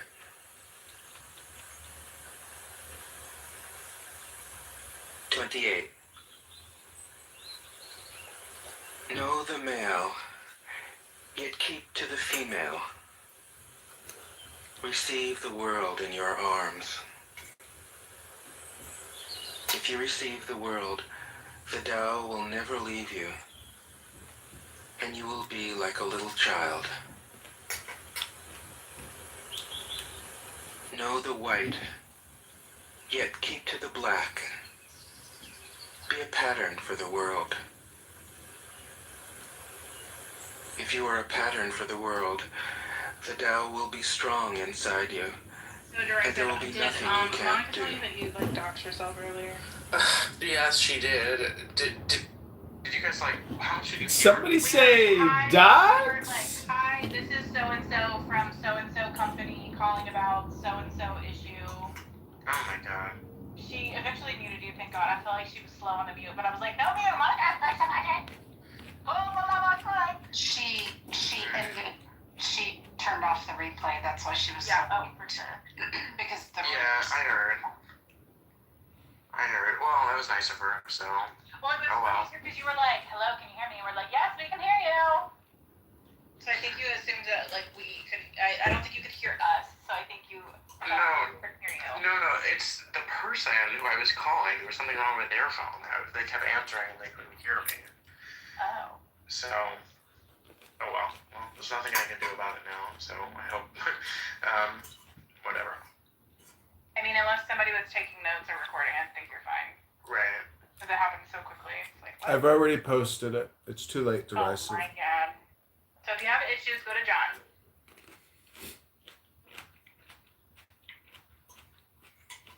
Whoa. What is happening here? No.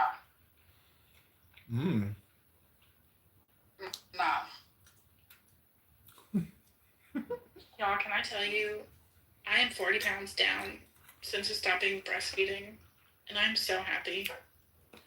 Yeah. Hey, I'm proud of you. Yeah, for everyone that was like, oh, you're gonna lose so much weight when you breastfeed. Liars. Hey, buddy, I almost asked, was that your wedding photo? I clicked Oh no, serendipities.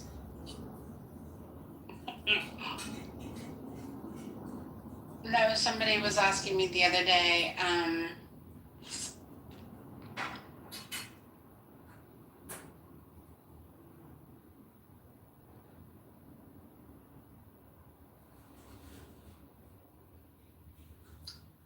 hold on 1 second.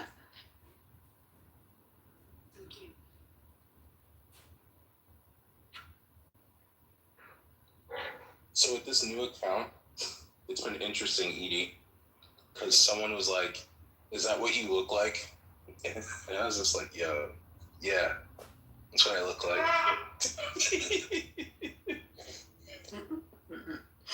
You can tell they're chronically not. They're not chronically unwilling. Because even I knew that.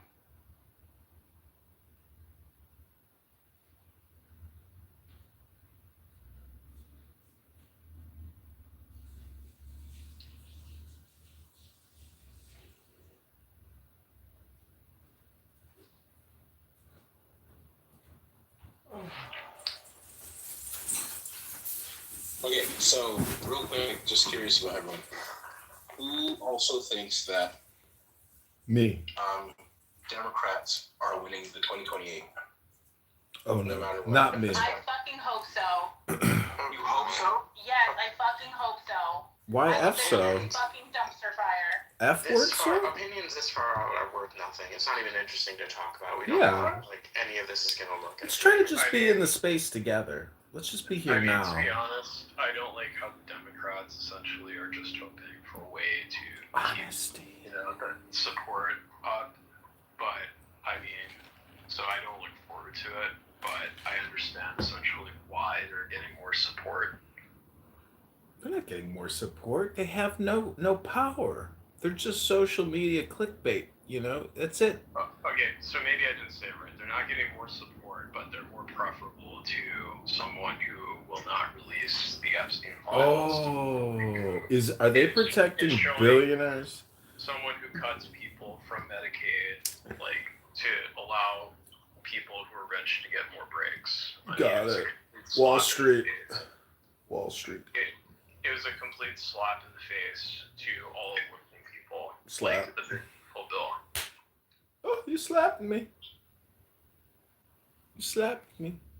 Hi, Callie. Welcome to Toxic Tuesday. Have you got snatched? Yeah, when we say like eat the rich, we're not talking about someone that has a fucking lakefront property. We're talking about Jeff Bezos and Mark Zuckerberg and Warren Buffett. Sundar Pichai. Those people. Google, Tim Cook, Apple. Don't forget Mrs. Jobs. She's also included in it. She's one of the richest women in the world. Tax them. Eat the rich. Eat the rich. Doctor that has a fucking Lamborghini. We don't fucking care about them. I will say, like Elon Musk, as much as I like his idea of being provocateur, I mean, he does like the fact that he has. Complete sentences are useful. So welcome back to Toxic Tuesday. Has anyone here got snatched? I mean, I know that you snatched $5 from. I'm scared that I lost 40 pounds from stopping breastfeeding, so I'm feeling pretty snatched. Wow. You could give 40 pounds to Necro and you still wouldn't be able to see him. Bum. Necro, they call you the clear in the community, in the lifestyle. You are clear.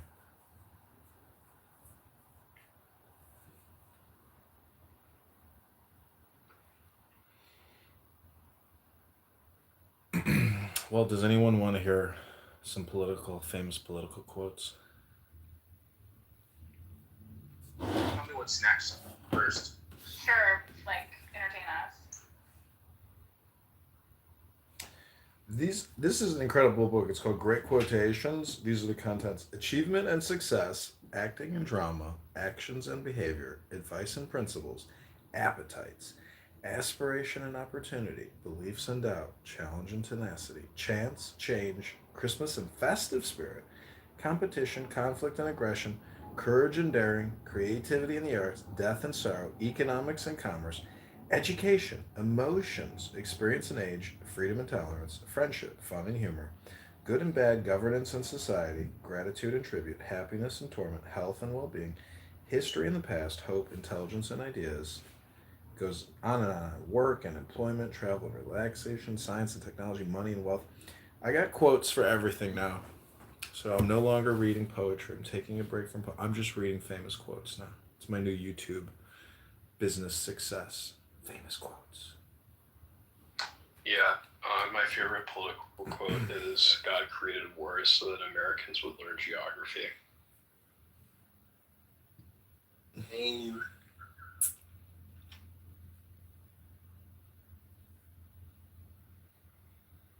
Well, so says. Also, history doesn't repeat itself, but it does rhyme. Have you ever heard the quote that the clubhouse necrophiliac is just, a hypnotist? Because all communication is spam. It just means that clubhouse is a tent. And in that tent, if you look in the mirror, you discover you're a clown. Like Necro. I prefer Joker. Nature's laws lay hid in night. God said, let Newton be, and there was light. Yeah, I like that word Newton. New and ton. It's a little bit like winds ton.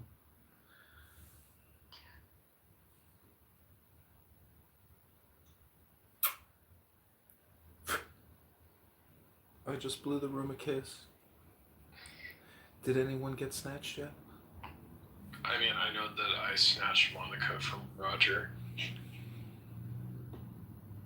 Well, Roger came on here a couple weeks ago, and he started talking about divine commandments, and then he peaced out, and I think he closed his account after that. Yeah. Something about Xanax, and I was like, he was arguing with Mountain Man. I was like, Roger, yep, that's what you get for calling me a faggot. But I steal your girl. he wasn't dating a trans. I wasn't dating a trans. Well, nowadays, these young men are bred for their trans identities, and you have to be very discerning and discriminating when it comes to dating trans.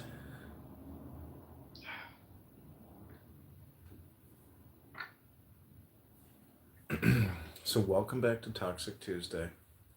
We have a hard out in 10 minutes. I'm gonna hop in a hot shower, get back to work.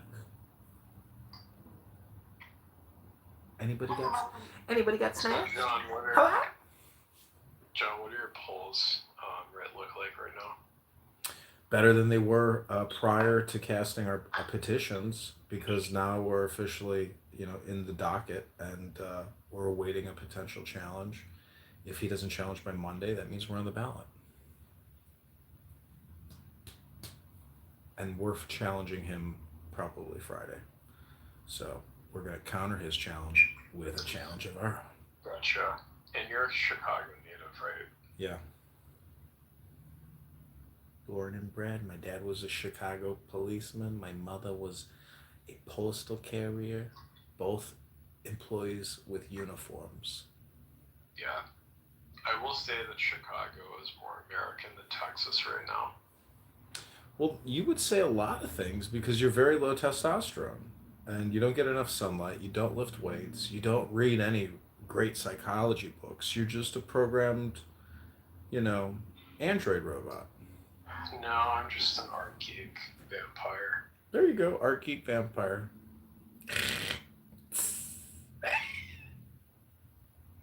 I don't go out in the sun because I'm too busy indoors drawing. Because you're a vampire. I'm a geek. Yeah. A geek vampire. I go outside. When I go outside at night, I get 30 burns. It's like, what do you call it? Echoes jumping out of a plane. Snow. A million what? Vero, Beth, Callie, Drysif, Necra. I'm going inside the house. I'm gonna boom this. Boom, boom. Reconstruction for them would be construction. This would be initial start. So then when we look back at the term reconstruction, we got to think, where do we get this term from? Who coined it? Why did they coin it? Well, because the average white American did not own slaves. They were only running on the merit that they were white. That was the only claim to fame, just kind of like they do now. A white person, the only claim to fame that's not richer than you is just that they're white. Racism only works if they actually have some power. What kind of hypnotic power is this? What year is it? 2025, not 1865. 2025. Wow. 2025. Reconstruction shows you in the term, it shows you once again that white people were trying to White diminish people? what black people had started. Reconstruction now. Black people have built some of the greatest models, greatest banks, some of the best things that America has. We still use those models from Reconstruction to this day. Like what? Things that black people Models? started, right? What kind of models? Go to get the information as to what Reconstruction was. Was that what we were waiting for to come back before y'all got started? He didn't bring it. Good job, Florida man. Good job, bro. How about this? Okay. He never brought it. How about this? Why don't we just read the definition of reconstruction? Okay? Let's just read the definition of reconstruction. Yeah, no problem. Reconstruction. It says here. To rebuild something. Hold on. It says there. It says there, a thing that has been rebuilt after being damaged or destroyed. The country went through a fucking civil war. All right? The South was destroyed. So who would be the person? The South was destroyed. So when they reconstructed the South, it wasn't the same as it was before. Society changed. So, but how did it change? How did it change? Somebody got to sit in the stick. Guess what took worse? The point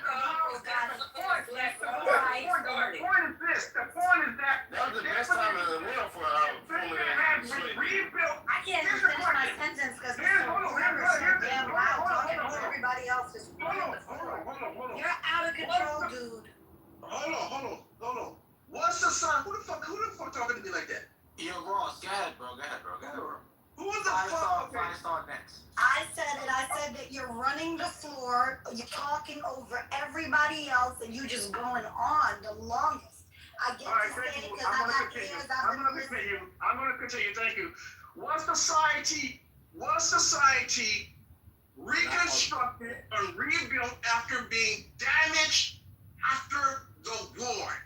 Okay? That is the fucking question. All right? That is the definition of re-fucking construction. All right? Now, you want to go off on a motherfucking side piece? Well, who was it reconstructed for? Who was it rebuilt for? That ain't the fucking question. The question is, was society rebuilt? The point is, was society rebuilt or was society reconstructed after being damaged?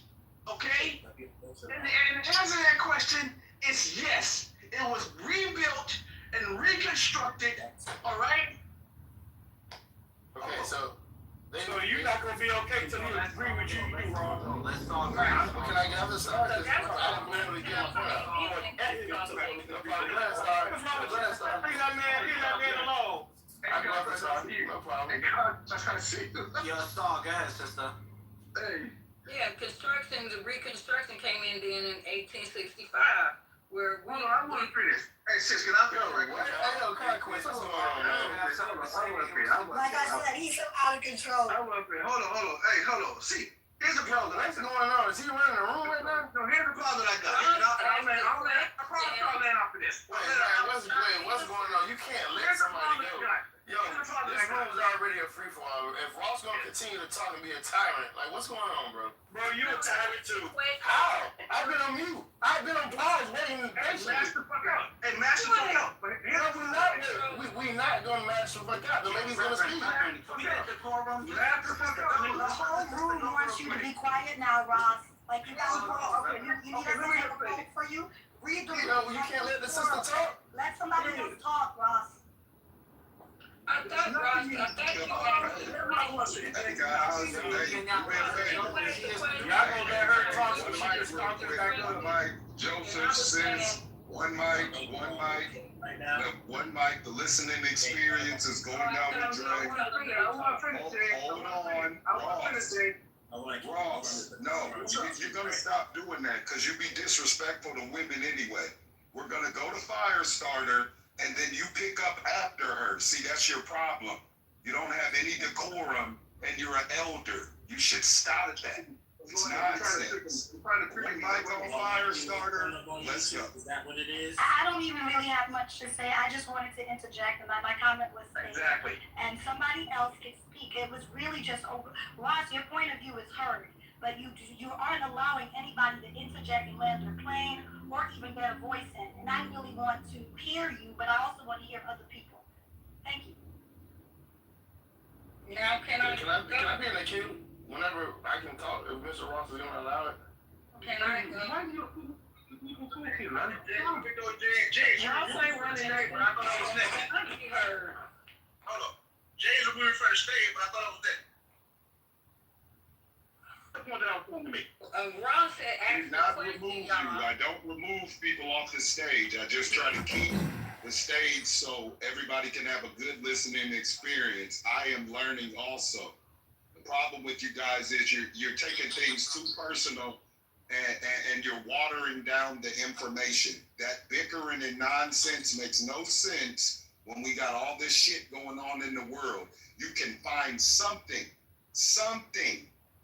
to bring up and we can all popcorn style it. Let's stop acting like that we have to be children or we got to have Erica, Michelle, or Fifth to always interject or Eugene to come off his mic. A lot of us have morals. We come from a righteous standpoint. Let's treat each other the right way.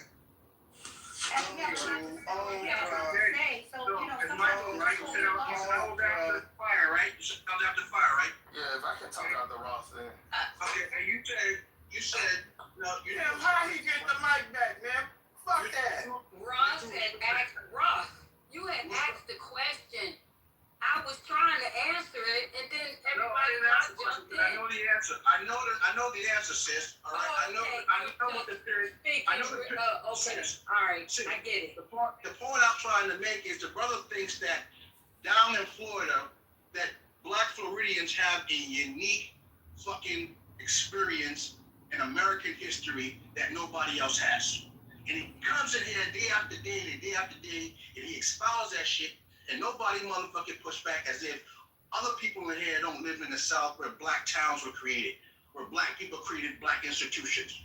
And day after fucking day, he come in here as it is some unique, extraordinary experience that no other black people in the fucking country experience.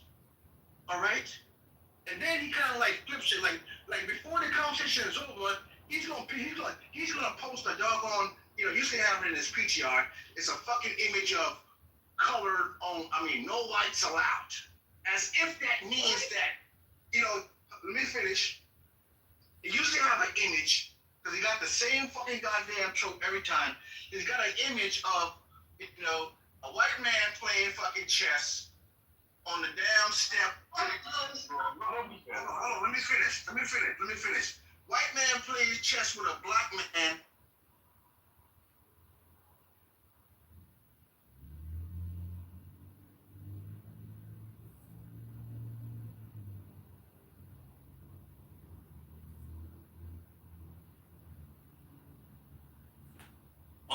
When do we see gory things like that? That stays up. All I know is where I'm When it happens to black people. But wait, where I'm from, yeah. The George Floyd shit was all over the fucking place. Who joined that?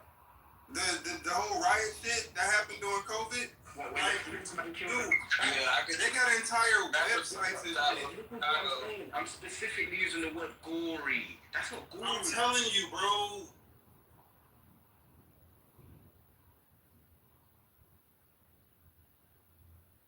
He met with Obama in the White House back in the day. That's how slick Obama is. But he would not want to be associated with a full-on communist. Do you even know what communism is, Point? All part of the plan, Michael. Oh, fuck yeah. Yeah. Point's just upset It's gonna that be you're fucking upset. Mogadishu in New York City. Mamdani's a great You probably guy. don't even know where Mogadishu is. What was this? Mamdani's a great guy, and his girlfriend from Hinge is so cute, so beautiful. They're gonna be such great stewards of New York City, right? They're so cute.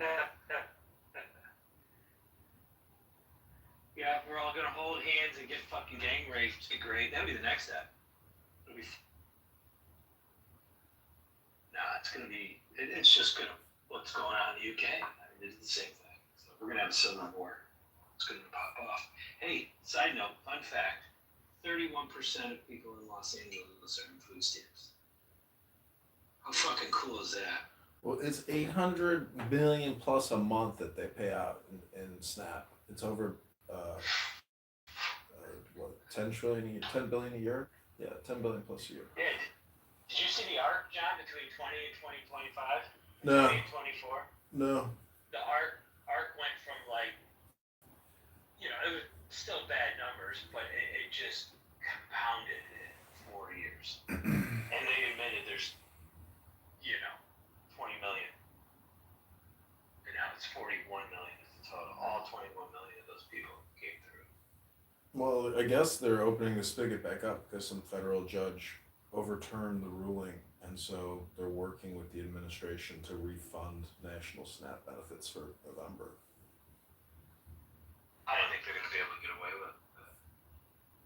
These federal judges are, I mean, fucking, Chuck Schumer was bragging that they placed hundreds of these pieces of shit judges in place. Yeah. But, you know, there's a methodology to it, but. The entire judiciary is just corrupt. The lawyers are just totally corrupt. The whole All of them. I mean, the whole business is bullshit. And Mamdani wants to give $100 million apparently to lawyers to fight for illegal aliens against federal deportation. Yeah, I just saw that. It came out yesterday. That'd be great. It's gonna get ugly, man. It's gonna get real ugly. But keep an eye on Minnesota. You're gonna see how it plays out there first. New York City will be right behind it. Frank, welcome. Manyface, good to see you. Linda, I'm cautiously looking at your picture. How are you? Can you hear me? Can you hear me? Hold on 1 second, Frank. Okay. Frank, you're breaking up unless it's me that's breaking up. I think it was him. Hi, everybody.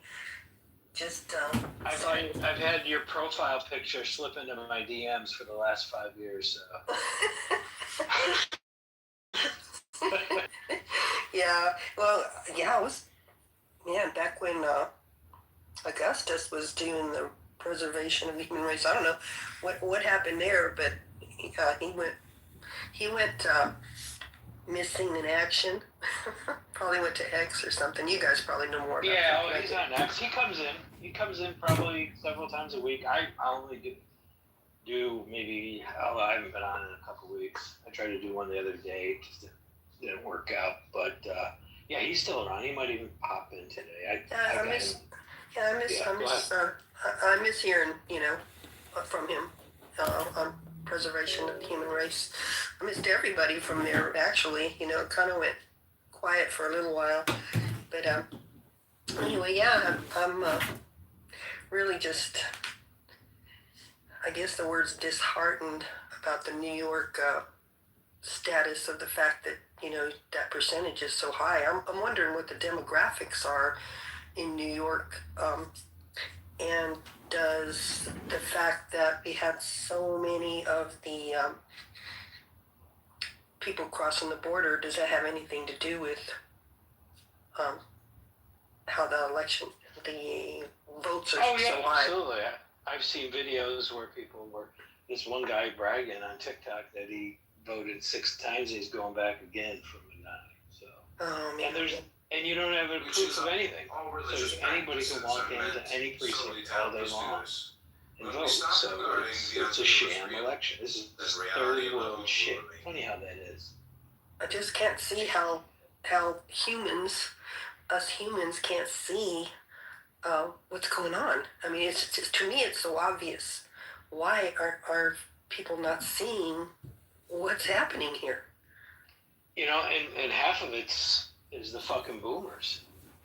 They think it's fucking great. Oh, it's refreshing. Refreshing? There's nothing refreshing about it. You're talking about if these people love using tax money, then, I always believe you should have an option. I said this 25 years ago. You have 2 options. You can pay tax or not pay tax. And you do it on your income tax. So when you fill out your income tax, do not pay, DMP. And then if you're a Democrat and you love paying for social programs and you think it's, wonderful, then you write in what you owe and then have another line on that for a contribution. You love helping out people, then you know what? Put in an extra $5,000, $10,000. Tack it to your check much, then you fucking pay. I think that keep things pretty fucking straight real quick. But I guarantee you these fuckers wouldn't, because they love using our money. We're moving. All right. John, anything you wanted to add before I go to Frank? He's been pretty patient. I filed 1,650 signatures or 165 petitions to run against a Republican here in Illinois, a congressman named Darren LaHood. So I'm officially on the ballot as of right now. I've met the minimum qualification. I'm awaiting a potential challenge, but I'm also challenging the incumbent and his petitions. So the March 17th primary is coming up, and I would love to create content with you or anybody else on here. Joe B is a campaign contributor down there in the audience. And Disco, of course. I love everything you have to say. And, I think everybody here is speaking the truth. And it's an echo chamber elsewhere. There's a lot of Democrat mind virus people on this app who have terrible Trump derangement syndrome. But, as far as the vaccine goes, that still really upsets me. The mRNA and the spike proteins, there's so much data out there about the injuries as a result of the 2020 pandemic, scamdemic. And Dick Cheney is no longer with us. So, He is. He actually tweeted from hell and said it's really fucking hot out here. yeah, well, So. I mean, everybody is somebody to somebody. But to a lot of people, Cheney, is not that somebody. But nonetheless, that PTR on my profile here is Abraham Lincoln's tomb. It's an incredible tomb in Springfield, Illinois. And it was built by his friends. So he had real friends. And, in many ways, he's like our Napoleon. He orchestrated and witnessed the deaths of hundreds of thousands of Americans in battle. And, the scamdemic, plandemic killed, in my opinion, many millions. And there's no repercussions. All you can keep doing is hope that the censors don't prevent you from speaking your truth. Because if you think that if you think Pfizer, Moderna, and J&J, it's just like injecting yourself with Coca-Cola. We all got scammed. It's crazy, and we all paid for it because all of your dirty Congress people went before themselves in Congress and voted yay on all these HRX in the trillions, giveaways to the Fortune 500 that we are now responsible for to pay taxes. That's the clown world. Don't forget USAID and all the NGOs that got fucking money from us. Yeah, where are the arrests? I want to see some effing arrests, and I want to see them now. Hey, I'm gonna get back to you because I got a question for you. Frank, are you still with us, buddy? Thanks for welcoming me, Em. Very appreciated. English, my first language, it's my second language. I am French, but I will do my best to give my best for you, just for you. Appreciate that.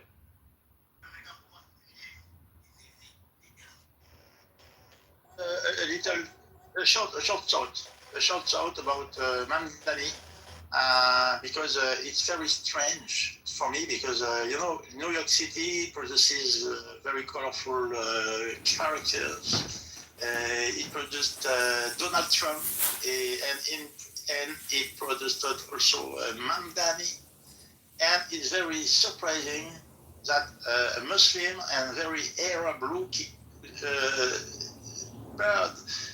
Arab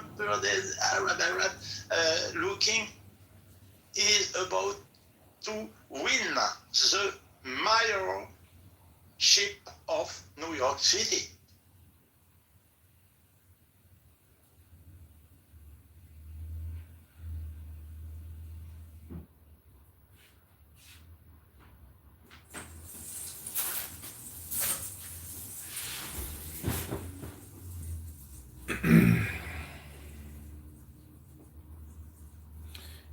I would say that the herd psychology of the people voting for Mamdani, it's the same type of herd psychology that AOC employs in her political propaganda. And it's very pop or almost like Andy Warholish, where none of the negative videos mean anything. It's all about the now and what the daily news cycle is, because it's just a refresh for everybody. When you see Mamdani smiling with his cute wife, who we met on Hinge, and he looks like such a nice, bouncy young guy. Oh, finally we've got some young leadership to steward the community, fresh ideas, thinking out the box. That's how they frame and brand him when he's probably like an international agent provocateur. I mean, born and, bred and manipulated from Qatar or elsewhere. I don't know if I'm just repeating talking points, but I doubt it. But the people that they fielded, Cuomo, I mean, it's like Bloomberg. It's the same fucking people. So where is the alternative? Where is the other version of Mamdani, who is not a big borrower, big spender, and a woke left activist. So, I mean, it's Curtis Silwa, in my opinion, but Curtis, I don't know why. I mean, all you can do is see what happens at the results. I mean, but it does seem like Mamdani's, fundraising, his organization, all the social media stuff, like he's, solidified it. But uh, is it true communism or is it socialism? Or are That's all exactly what he said. I mean, all you got to do is listen to his words. Well, how are we not already? How is this not already? Problem is, it's corporate fascism mislabeled as communism. It's not necessarily communism. Sure. Yeah. The it's the erosion of the language. Where does that sound familiar from? Well, the problem is he's just gonna Newspeak, because what they've done, John, and I had this discussion with my daughter, who is hard like me. When you get in an argument about illegal immigration, illegal aliens, they have the protesters sitting on the sidelines with signs that say "Protect Immigration." Yeah. So when they're holding the sign "Protect Immigration," they think they're protecting illegal aliens. Okay, but they're using the term immigration. Migrant rights. So I go to fucking argue with them and say, illegal aliens, I don't want to protect. We agree then. And they're like, I don't know what you mean. Well, you fucking twisted the word from illegal aliens to illegal immigrants to immigrants. All right? And that's how they do it. They remove words from the language, which is, if anybody has read 1984, it's the definition of newspeak. Yeah. If you remove the opposing words into the Well, is it worth the effort though? The problem is the manpower worth the price to remove individuals who could possibly be incorporated into the community? Because give them a shot, to pay in, to get in. Because so many people they're not going to use an immigration attorney and dump all that money to do all the, formation of your citizenship. It's insane. So. Well, they're doing this. I hate to use Reagan, but Reagan, naturalized, 3 million or something like that back in the day. I don't remember that. That's what they're hoping to do, but we're in a fucked up spot. Our day to day is okay right now, guys. But if you think about it, 20 million. You know how I think my brain thinks? My brain thinks if a hot war breaks out, how many? I'm going to leave it there. Do you know what I mean? Well, we already have a hot war broke out. There's 80,000 in one city in fucking Minnesota. 80 fucking thousand. There's no opposing forces though. You're. Well, there is. Who? They just don't want to be part of it right now, but they're being dragged into it. We have 2 million veterans that are hardened, okay, in the last 20 years. And then you go back. I know guys that will come in from fucking Vietnam vets that will, they're just itching. Well, and Michael, look at the states where they're congregating, right? So the states where they've got the safest way to go against. Well, hey Joe, good to see you. Hey Mike. I was going to affirm you. Yeah, those vets are in the waiting. They're ready. 100%. Misinformation, welcome. Good to see you. Hey, sorry, as soon as I hopped on, I got a call. It's all good. It's all good. Yeah, I mean the numbers are staggering. Staggering.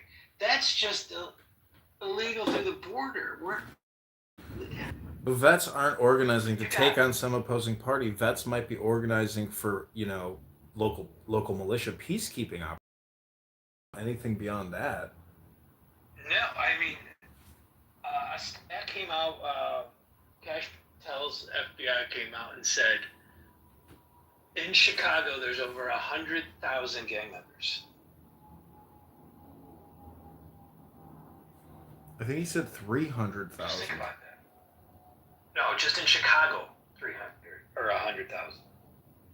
Are you sure it's just 100? I thought he said 300K, but it is an epidemic Oh, here. if it is 3, I won't be as shocked. But I'm 30 minutes away from John, I think, and I've heard 300.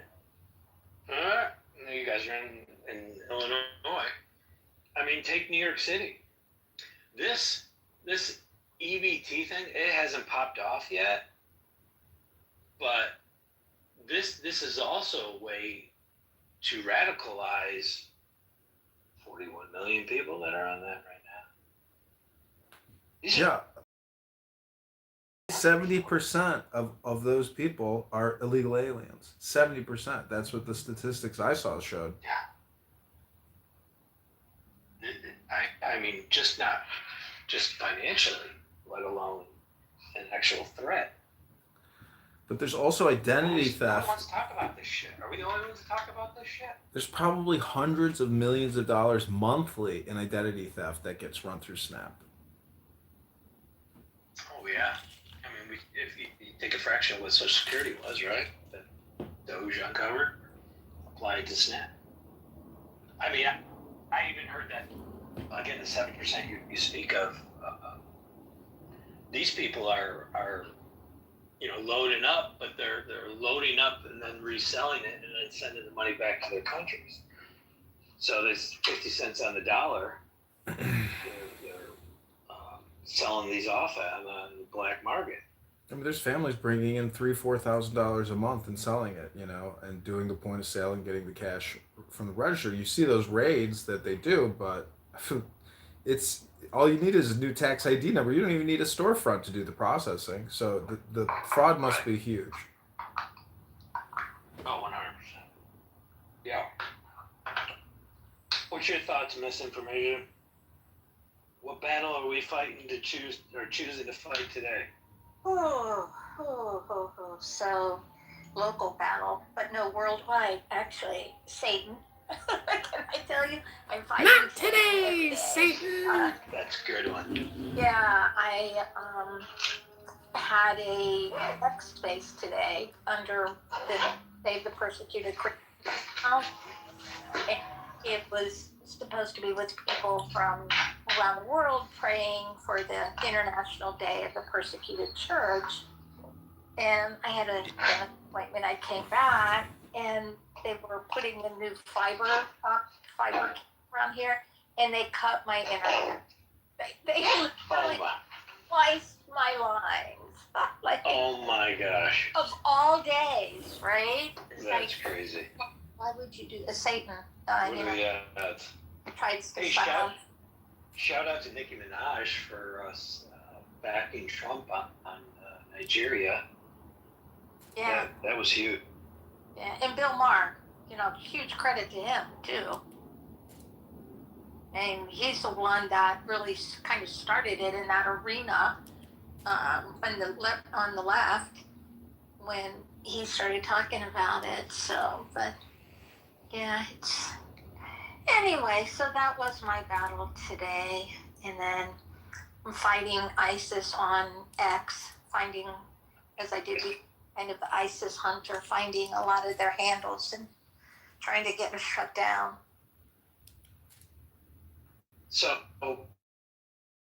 that leads me to kind of the original tone of this. Hang on one.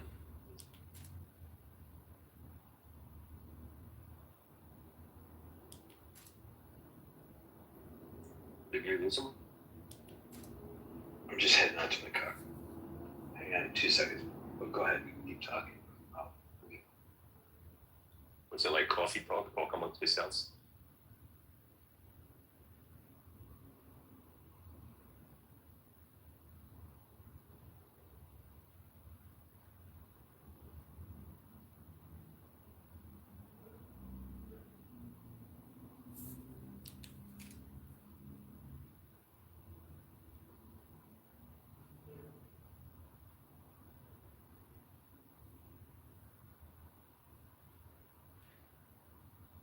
All right. Gonna be transferred to my car. There's 3 tenets of Islamification. Are you guys familiar with that? What, Jerusalem salad, shawarma, and chicken kebab?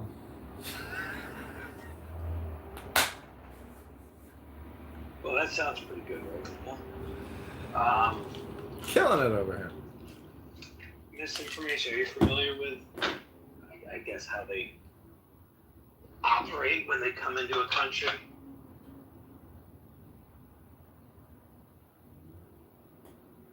Sorry, I'm getting a gazillion messages in the back. So marriage is one, but I don't know if that's what you're talking about. So. Yeah, I think that's within the first stages. I mean, we could talk about, migration, but let me pull it up here because I want your opinion on this. Where is it? Well, yeah, migration is to non-Islamic lands, to other lands. What it does is it's supposed to be one of the highest ways to cleanse you of sin is to go in and then spread to non-Islamic lands. Right. I mean, they did it for 84 times. They took over countries. I'm just trying to find it here. Gosh, I wish I had pulled it up earlier. But there's 3 stages, and the first is they come into an area, and because they are outnumbered, again, this is a long-term thing, they get along with everybody. They're nice, they're friendly, they're docile, they're subservient in their gestures, and I mean, that's literally how they operate, and they kind of mind their own business, right?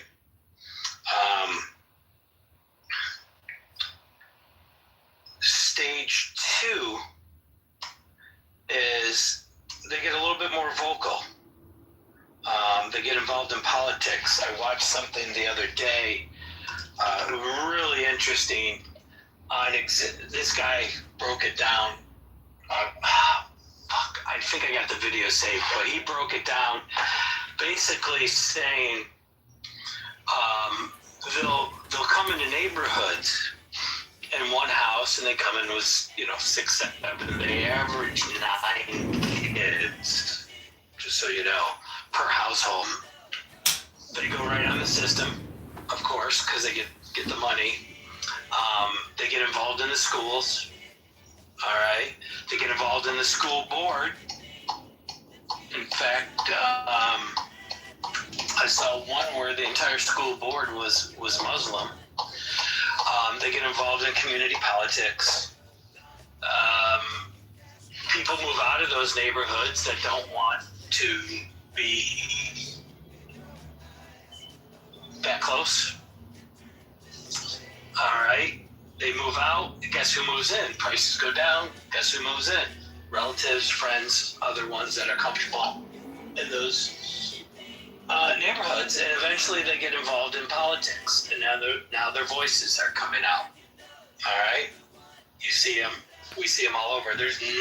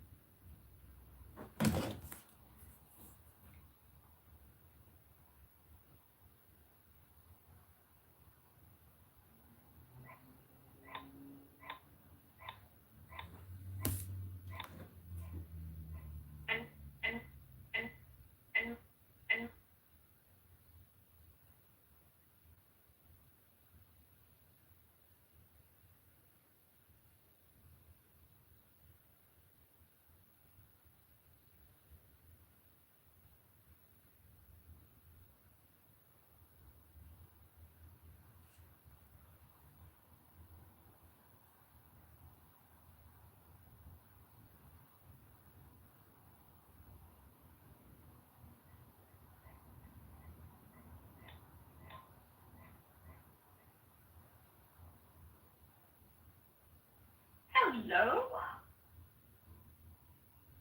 Hi, John. This is Virelli from the Home Depot on Kimball and Addison. I am calling because you had a few questions regarding carpet and flooring. I know that you had asked if we have to do two separate measures.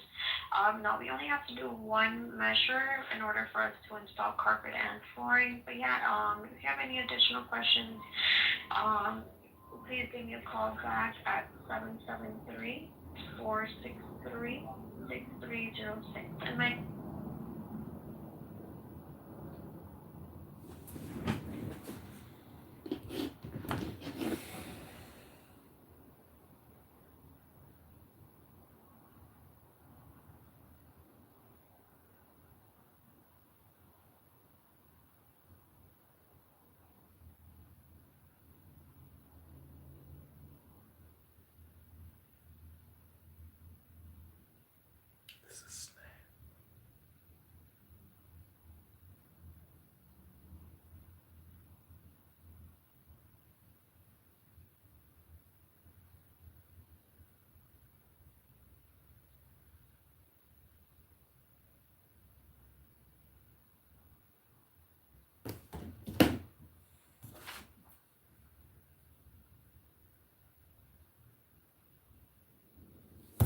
Like that. For you.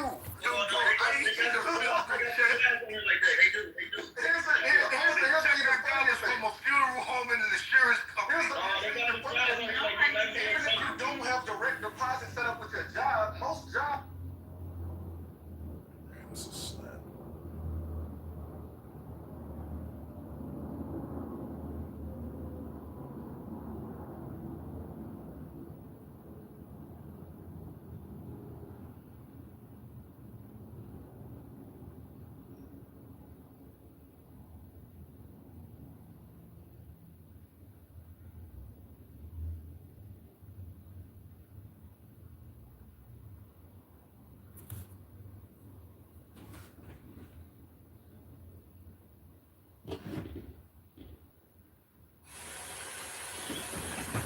Know the personal, yet keep to the impersonal. Accept the world as it is. If you accept the world, the Tao will be luminous inside you, and you will return to your primal self. The world is formed from the void, like utensils from a block of wood. The master knows the utensils, yet keeps to the block. Thus she can use all things. 29. Do you want to improve the world? I don't think it can be done. The world is sacred. It can't be improved. If you tamper with it, you'll ruin it. If you treat it like an object, you'll lose it.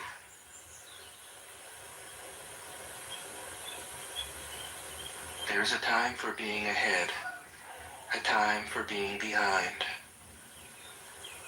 a time for being in motion, a time for being at rest, a time for being vigorous, a time for being exhausted, a time for being safe, a time for being in danger.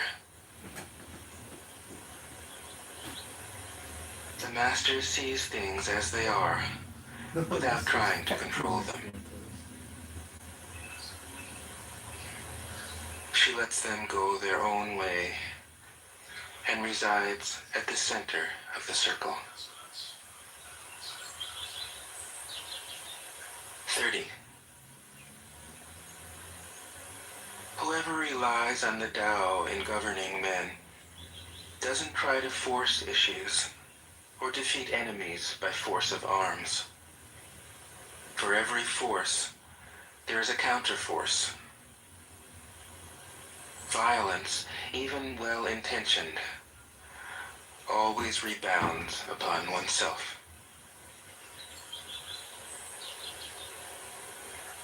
The master does his job and then stops. He understands that the universe is forever out of control, and that trying to dominate events goes against the current of the Tao. Because he believes in himself, he doesn't try to convince others. Because he is content with himself, he doesn't need others' approval. Because he accepts himself, the whole world accepts him. 31. Weapons are the tools of violence. All decent men detest them. Weapons are the tools of fear. A decent man will avoid them, except in the direst necessity, and if compelled, will use them only with the utmost restraint. Peace is his highest value. If the peace has been shattered, how can he be content? His enemies are not demons, but human beings like himself. He doesn't wish them personal harm, nor does he rejoice in victory. How could he rejoice in victory and delight in the slaughter of men? He enters the battle gravely, with sorrow, and with great compassion, as if he were attending a funeral.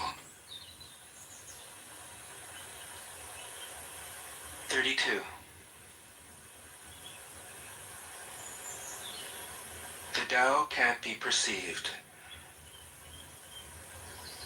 Smaller than an electron, it contains uncountable galaxies. If powerful men and women could remain centered in the Tao, all things would be in harmony. The world would become a paradise. All people would be at peace, and the law would be written in their hearts. When you have names and forms, know that they are provisional. When you have institutions, know where their functions should end. Knowing when to stop, you can avoid any danger.